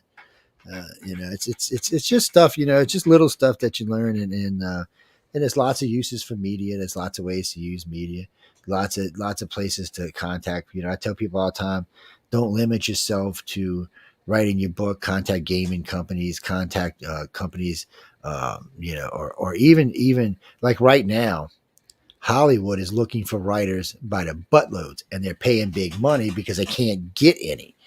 They only got half the writers back from the strike because a bunch of them decided to retire. Oh yeah. And so they're in a bind. Plus, everybody's looked at all their material because of COVID. There's just nothing new. And for some reason now it takes 2 years to produce a small series of 10 episodes.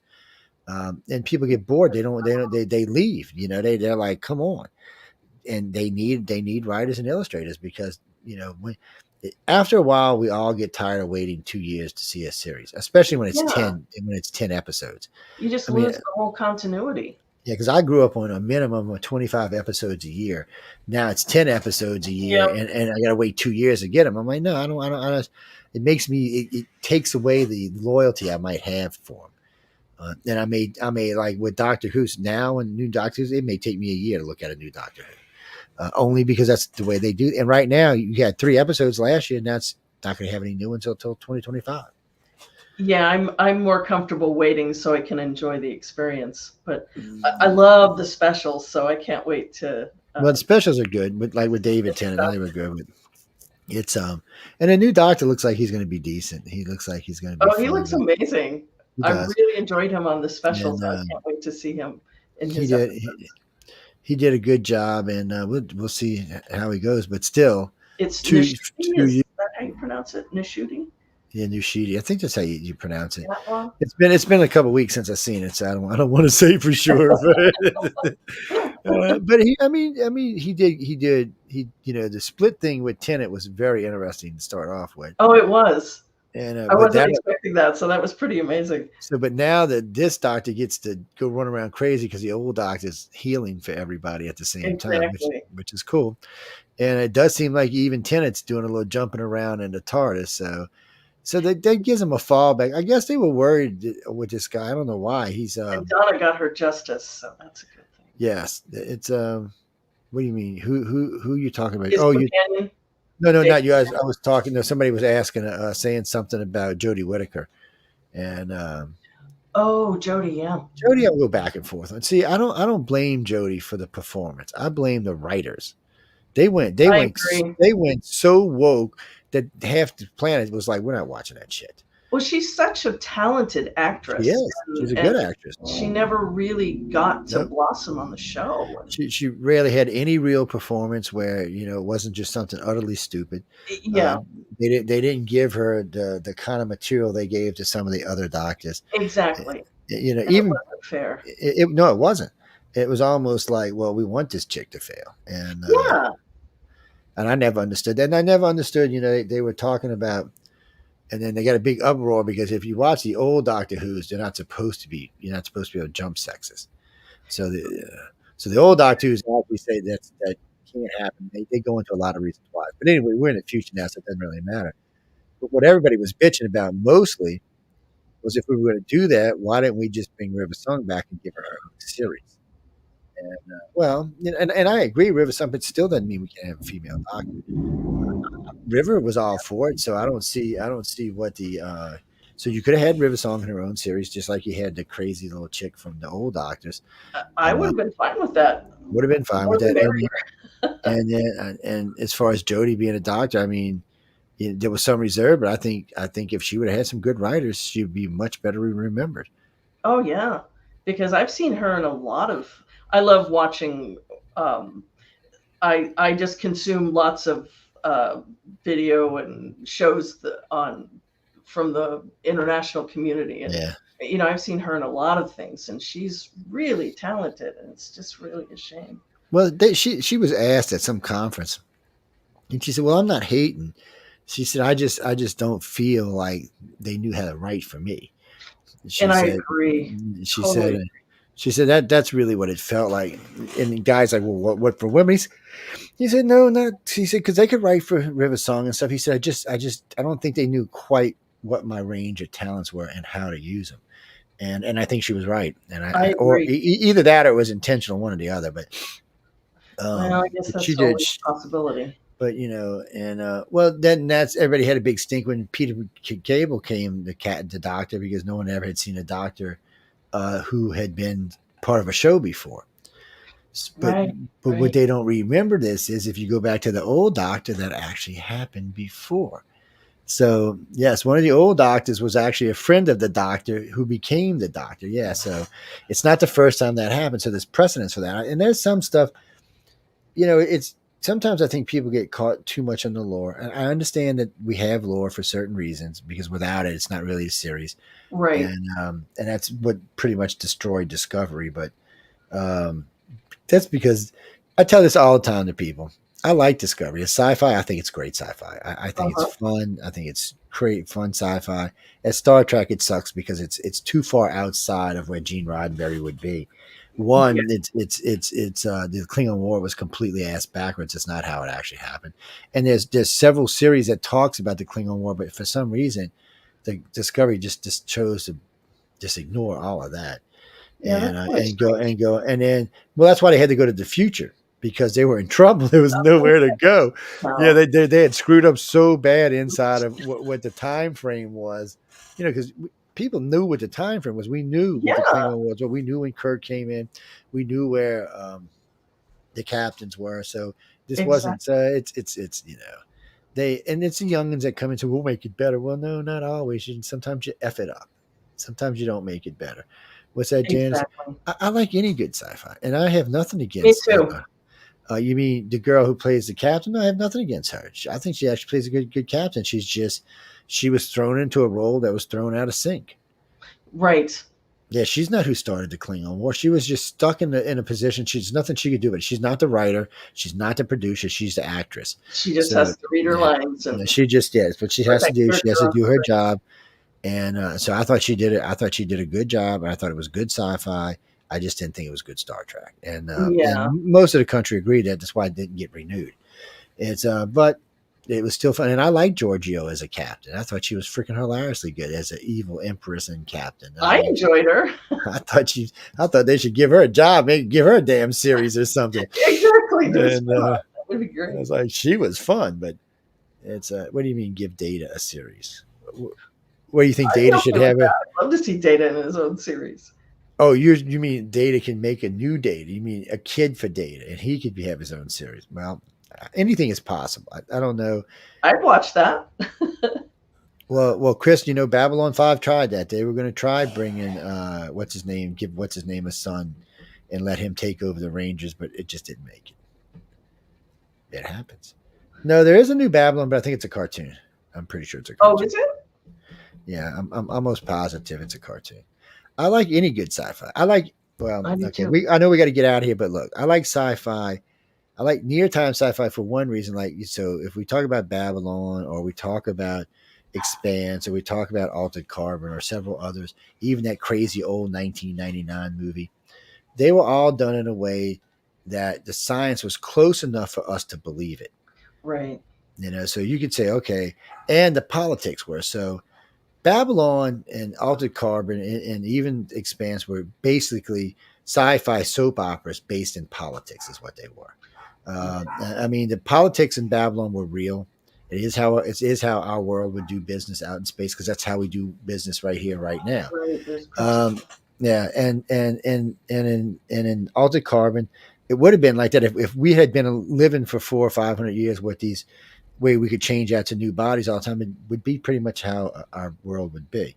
So I got to give them credit and an Expanse is just simply taking the world and moving it forward, 200 or 300 years based on exploring our solar system, which we're doing, and we're going to colonize. Mm-hmm. I mean, Elon's already telling you he's planning on putting 2 million people on Mars. So, I mean, so those I like because I can sit back and think, okay, this is close to reality. This may or may not be what's going to happen in the next 200, 400, 500 years. Sometimes they get a little crazy and go out, 2,000 years, and you're like, really? Well, I don't know what the hell's going to happen in 2,000 years. I can't even. Well, because I was thinking, if you go back to the 2000 World Fair or even the 1900 World Fair, Yes. and you go listen to all the promos before those World Fairs, none of that shit came to pass. No. I'm still waiting on my damn flying car, by the way. Me too. Where is my flying car? That's it. I want my damn, and I don't want that stupid little carbonated flying car. That's not a real flying car. No, I want the real thing. Somebody said, well, what do you mean the real? I said, I want the George Jetson flying car. Yes. Sorry, that was a picture in my head. Yeah, I said, that thing can go in space. That thing can go everywhere. Exactly. Well, no, they have a flying car right now, but it's a joke. It's a carbon. It's made out of carbon. It's very light. It's basically a drone with seats in it. Oh. It's got like 4 engines on it. It's basically a drone with seats in it. Interesting. So that's coming. I mean, that's actually going to be legal soon, and you don't even have to have a thing to fly. They also got another one that's a little bitty plane that can land and it can fold up and turn into a car. You don't have to have a license for that either. I've read about that one too. And now they got one that can do that and also go in the water. So nice. If it'll get me out of the TSA lines, I'm good. Well, you think about it. I mean, if we all had cars, so you mean my car would do about 160 at max speed. So if I could do that in the air, man, I'm cutting trip time down all over the place. Yeah. And you don't have to follow roads that, nope. And I don't have to go get in crowded airplanes full of COVID. Yeah, exactly. You can just point A to B. So, Marsh, to be totally honest with you, I've been to LA 5 times in the last 5 years, and 3 of those times I came back with COVID. Oh, wow. And I don't think I got it at Writers of the Future. I'm pretty sure both times I got it on a freaking airplane. And I wore a mask. I actually was wearing a mask and leaning against, falling asleep in a window. And I'm pretty sure you still got it, yeah. Because I could tell I was like 5 days or 6 days into the conference, I started feeling rough. And then I was like, well, then I told them, well, I don't want to get around people because I don't know if I got it or not. I don't want to give it to anybody, Exactly. And everybody's like, well, we want to talk to you. Well, no, we ain't talking to me. That ain't happening. Well, because I don't want to make anybody else sick. But then I found that some other people, 2 of them had it. So maybe I didn't get it on a plane. But and they were both times they were mild case, or 3 times they were mild cases, not compared to the first time I got it. But oh yeah, I've had it once and it was brutal. The first time I got it almost killed me. I had it for 16 days. It actually put my wife in the hospital for 11 days. Oh my God. It was horrible. It was what COVID they said really was. The 3 times after that have been way different. Minor. Hardly no fever, not really sick. Oh wow. I had 104 fever for a week when I had it. The first time, it was horrible. Now, this time when my wife got it, I had already had it. I had it too long, but she went and got the Paxlovid, and it kicked it out in 3 days. I mean, she still felt bad for those 3 days, but it kicked it out. I was like, well, look at this. Because I'm not a big fan on gene-changing vaccines. I took the Johnson & Johnson one 3 times because it was traditional, and it was made out of the virus, just like our flu virus. One. But the Moderna and the Pfizer made me nervous because their RNA, I forgot what the actual number is, but they change your genes. And I didn't like the fact that they change. And then now we've got all this stuff about, people are suing them because they lost hair. People are suing them for all sorts of things. Cancer rates going up too. That didn't happen to me, but well, you're lucky. But actually, legitimately, it did happen to a lot of people. Enough people that there's a class action suit now. And it's just, and then they're trying to argue, was it the vaccine or was it with the COVID or was it both? Well, because if it's the COVID, there's nobody to sue but China, and you ain't getting it out of China. No. And if it's the vaccine, of course, you can sue Pfizer and Moderna, but only to an extent. People don't realize, right? In this country, once a vaccine is accepted by the CDC, it's a lot harder. You can sue, but they have like a set number, like $50,000. So if you were to sue Pfizer or somebody before it was set, then it's open to anything, any kind of money you can get, hundreds of millions of dollars.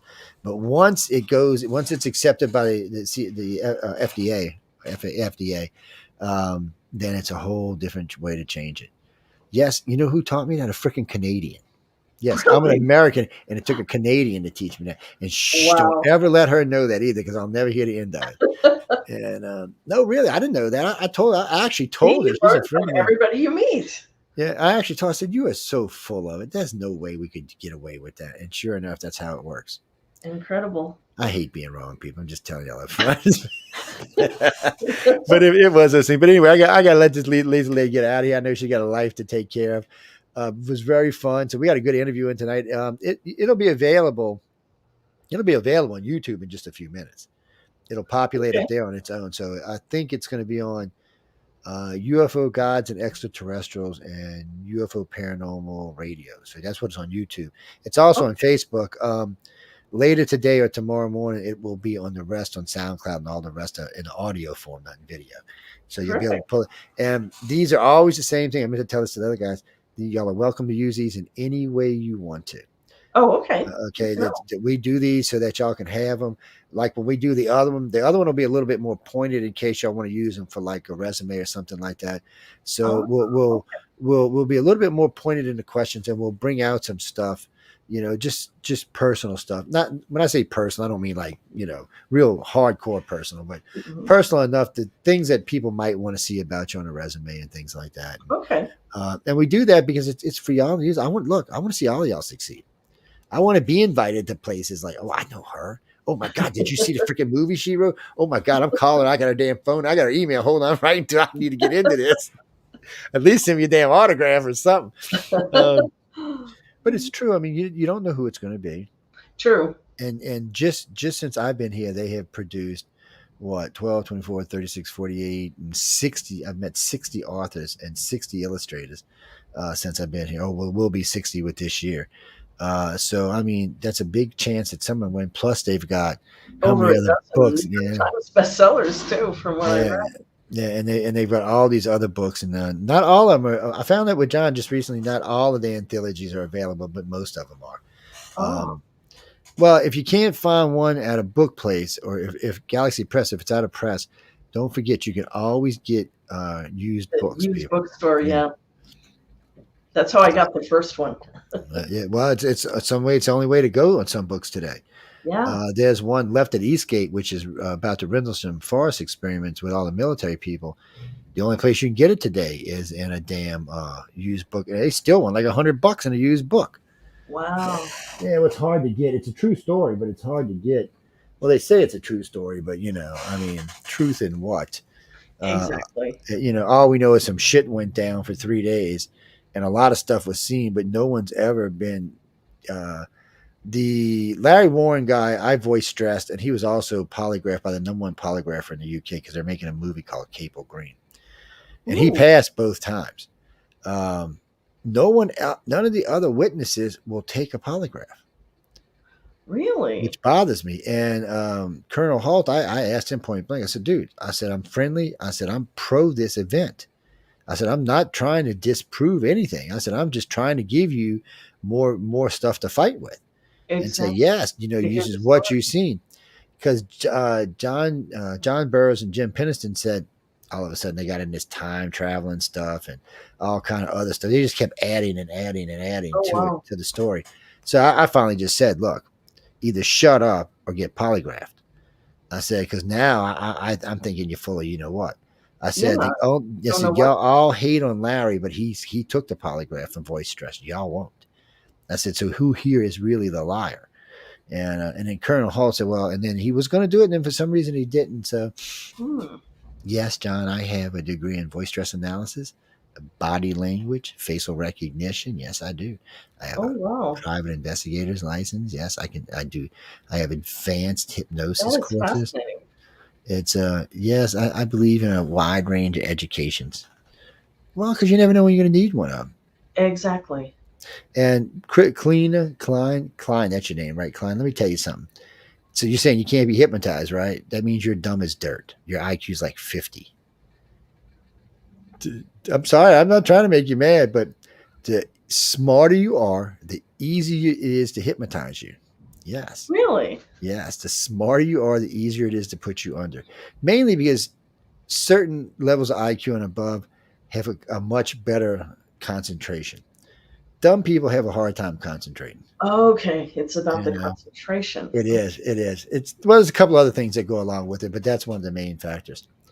Well, because also smart people a lot of times will accept hypnosis for what it is. when you explain to it correctly, what hypnosis is something is a tool that can be used to retrieve memories and stuff like that. It has to be done in a certain way. I'm very strict on it because I don't want false memories.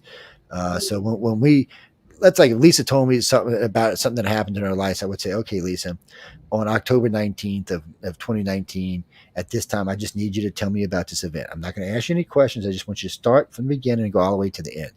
And then I'm gonna say at the end, I'm gonna say, why don't you go backwards and rehash these events? Then we're gonna stop all the tapes. We're all gonna sit down, maybe have dinner, get some coffee, and we're gonna go through all the video, and because we had the voice stress meters running as well. So like if I asked you a question, say about something that happened, and that voice meter spiked 8 or 9 times, well then you and I would focus on what we can ask about that question. Okay. If it didn't move at all, it would either indicate that there was no fear or it was just an outright lie. So Okay. so it helps to know where to go, because when you're talking to people, you can't use any types of words. Like if they were abused by someone, you can't use those words because that's just feeding it. If they said aliens came and got him, you can't use the word alien. You can't use the word spacecraft. You can't use the word great. You can't use any of that. I need you, because it's in their head, especially if they're like at a level 5 or higher. They're very susceptible. Yeah. So you'll hear me say something. Well, you told me you seen something or someone on this particular night. Can you describe to me what they look like? And then you'll go into detail about what it is. And then I can ask you, and then I can ask you after you do me all the descriptions. So, well, what do you actually think it is? And then you can tell me. And then that goes into the hypnosis session. And we can say, okay, suspectedly, maybe she saw a gray or something else on this particular night. But it allows us to move around. So like if it's a poltergeist activity or if it's a paranormal activity, it gives us room, or if it's just bullshit, it gives us room to move around. And with the voice stress meter running next to a with the voice stress meter running next to hypnosis, it makes it really hard to lie. And the real reason is because most people forget it's there after a little while, because it's actually sitting. Yeah, it's actually sitting on the side behind your head, and it doesn't make any noise. So you just forget it's there. I can see it, and the tape can see it, but no one else can see it. So but the subject forgets it. Okay. Yeah, they forget it's there. And we make you actually bring a little mini tape recorder with you and put it on your chest to record everything that comes out of your mouth, because we don't want it to be relied just on us. We want you to know everything that was said from your mouth, because you were under hypnosis. We usually will ask that you bring someone with you that you trust implicitly that can sit there and listen to the whole thing. We always bring someone with us because we're just protecting ourselves. Because you never know who's going to be a crazy person, and or who's going to say this, that, or the other thing. So it's just, and that way everybody feels protected. So it makes the sessions much calmer, much more relaxed. You don't have to worry about is the guy doing hypnosis, a girl did a pervert or something. There's no need to worry. Your friend's there, your tape recorder's there, our friend's there. No, this is going to be a nice, peaceful, calm session, so you can relax in to where you need to be. Plus, there are 2 sources, so that if one tried to say, "Oh, well, you said this," you can say, "Well, I have the tape, and I didn't." That's say right. That. And that's the way you want it to be, because you don't want somebody. Because I've seen this happen before, where hypnosis sessions are done, and then the guy or the girl who does a session takes the information, changes it, and turns it into a book about and they will say, "Oh, it was about such and such's experience," because if they write it that way, they don't have to give you actual credit for it. Or give you any money out of it. So, in our organization, it's different. Matter of fact, all of our researchers are under a non-disclosure agreement. They can't even disclose information without, so they have to get permission from us. Then they also have to get permission from the individual they're talking about, written permission. Because if not, they can't say anything. Well, it's to protect everybody, Exactly. And people get mad sometimes when they work for organizations, or they get burnt out and they might decide, well, I can do this, that. No, we're not putting up with that shit. We're not putting up with it. Without permission. You was a blast to talk with. I hope you have a great evening. I'm going to go find me some food, because every time I do interviews, I get hungry. That's why I'm 500,000 pounds. Well, thank you so much for having me on the show. Oh, no, you were great. You were great. I'll look forward to seeing you after we go through all the hell days. And I don't know how it's going to work this year, because I don't know if they're bringing us in early or what, because I noticed the gala's on a Thursday when it's usually on a Friday. It's on a Thursday. So I don't know if they're bringing us in a day early, because they do 5 days of classes, or if we're going to do a class after the gala. I haven't really asked John. I haven't had a chance to talk, so I'm kind of curious. I was going to ask Emily tonight, but she seemed like she was fidgety with something, so I wanted to leave her alone. And she can be. No, just kidding. She's a sweetie pie. I'm the only one who gets away with torturing him anyway. That was last year. I was saying something to her, and two of the new people were like, "Did you just say that to Emily?" I said, "Yeah, Emily's a pain in my ass." And Emily turned around. She said, "I'm going to be a pain in your ass. You better get over there and leave me alone." We're pretty good. I'm good friends with most of them now. So, and Joni, and like when you get to meet Joni, she amazes me. Out of everybody there, she amazes me because she takes the call, she does all the stuff, she makes sure everybody gets where they're supposed to be. She has everything going on. She always asks me if I'm okay when I come in. She checks on me 4 or 5 times during the event. Wow. And yeah, she seems like a real sweetheart. I'm like, man, I told her last, I said, I'm a grown ass man. And I said, you don't have to check on me. She said, I just want to make you okay. I'm like, okay, just check on me anytime you want. And she does. She takes real good care of me the whole good time. And which makes me feel like family because they don't have to. I am after them. I mean, granted, they're getting favors out of me, but still, I am, kind of like family over there now. So that's really cool. And you'll get to go to Author Services. They got a great coffee. If you like coffee, they got a fucking great coffee machine there. Okay. They got one of them copper ones, the big ones. Oh man, I was in there. I had I can't think of her name right now. I had her making me all kind of coffee. I was like, come on, let's try this kind. Let's try this. She's like, Joe, let's get some of this. She said, you really like this coffee machine, don't you? I said, shit, if John wouldn't notice, I'd take this bitch home with me. It's probably like a 10 grand coffee machine, but still. You'll fit my luggage. I know it will. I said, he won't notice. I'll put it in a box. There you go. I said, I'll have it. I'll ship that son of a bitch overnight or something. I don't even think I would know how to work the damn thing, to be honest with you. But you'd have to call him and say, I have your machine. Then he'd be referring me to what's her face. No, you got to talk to her. But I mean, it's a great place. It's a great building. There's a lot of fun stuff in there. A lot of great material in there. I've been there several times. It's a good place to just sit and relax. They got a ton of books in there. Okay, great. I think all of Elron's, I think all of Elron's stuff's in there.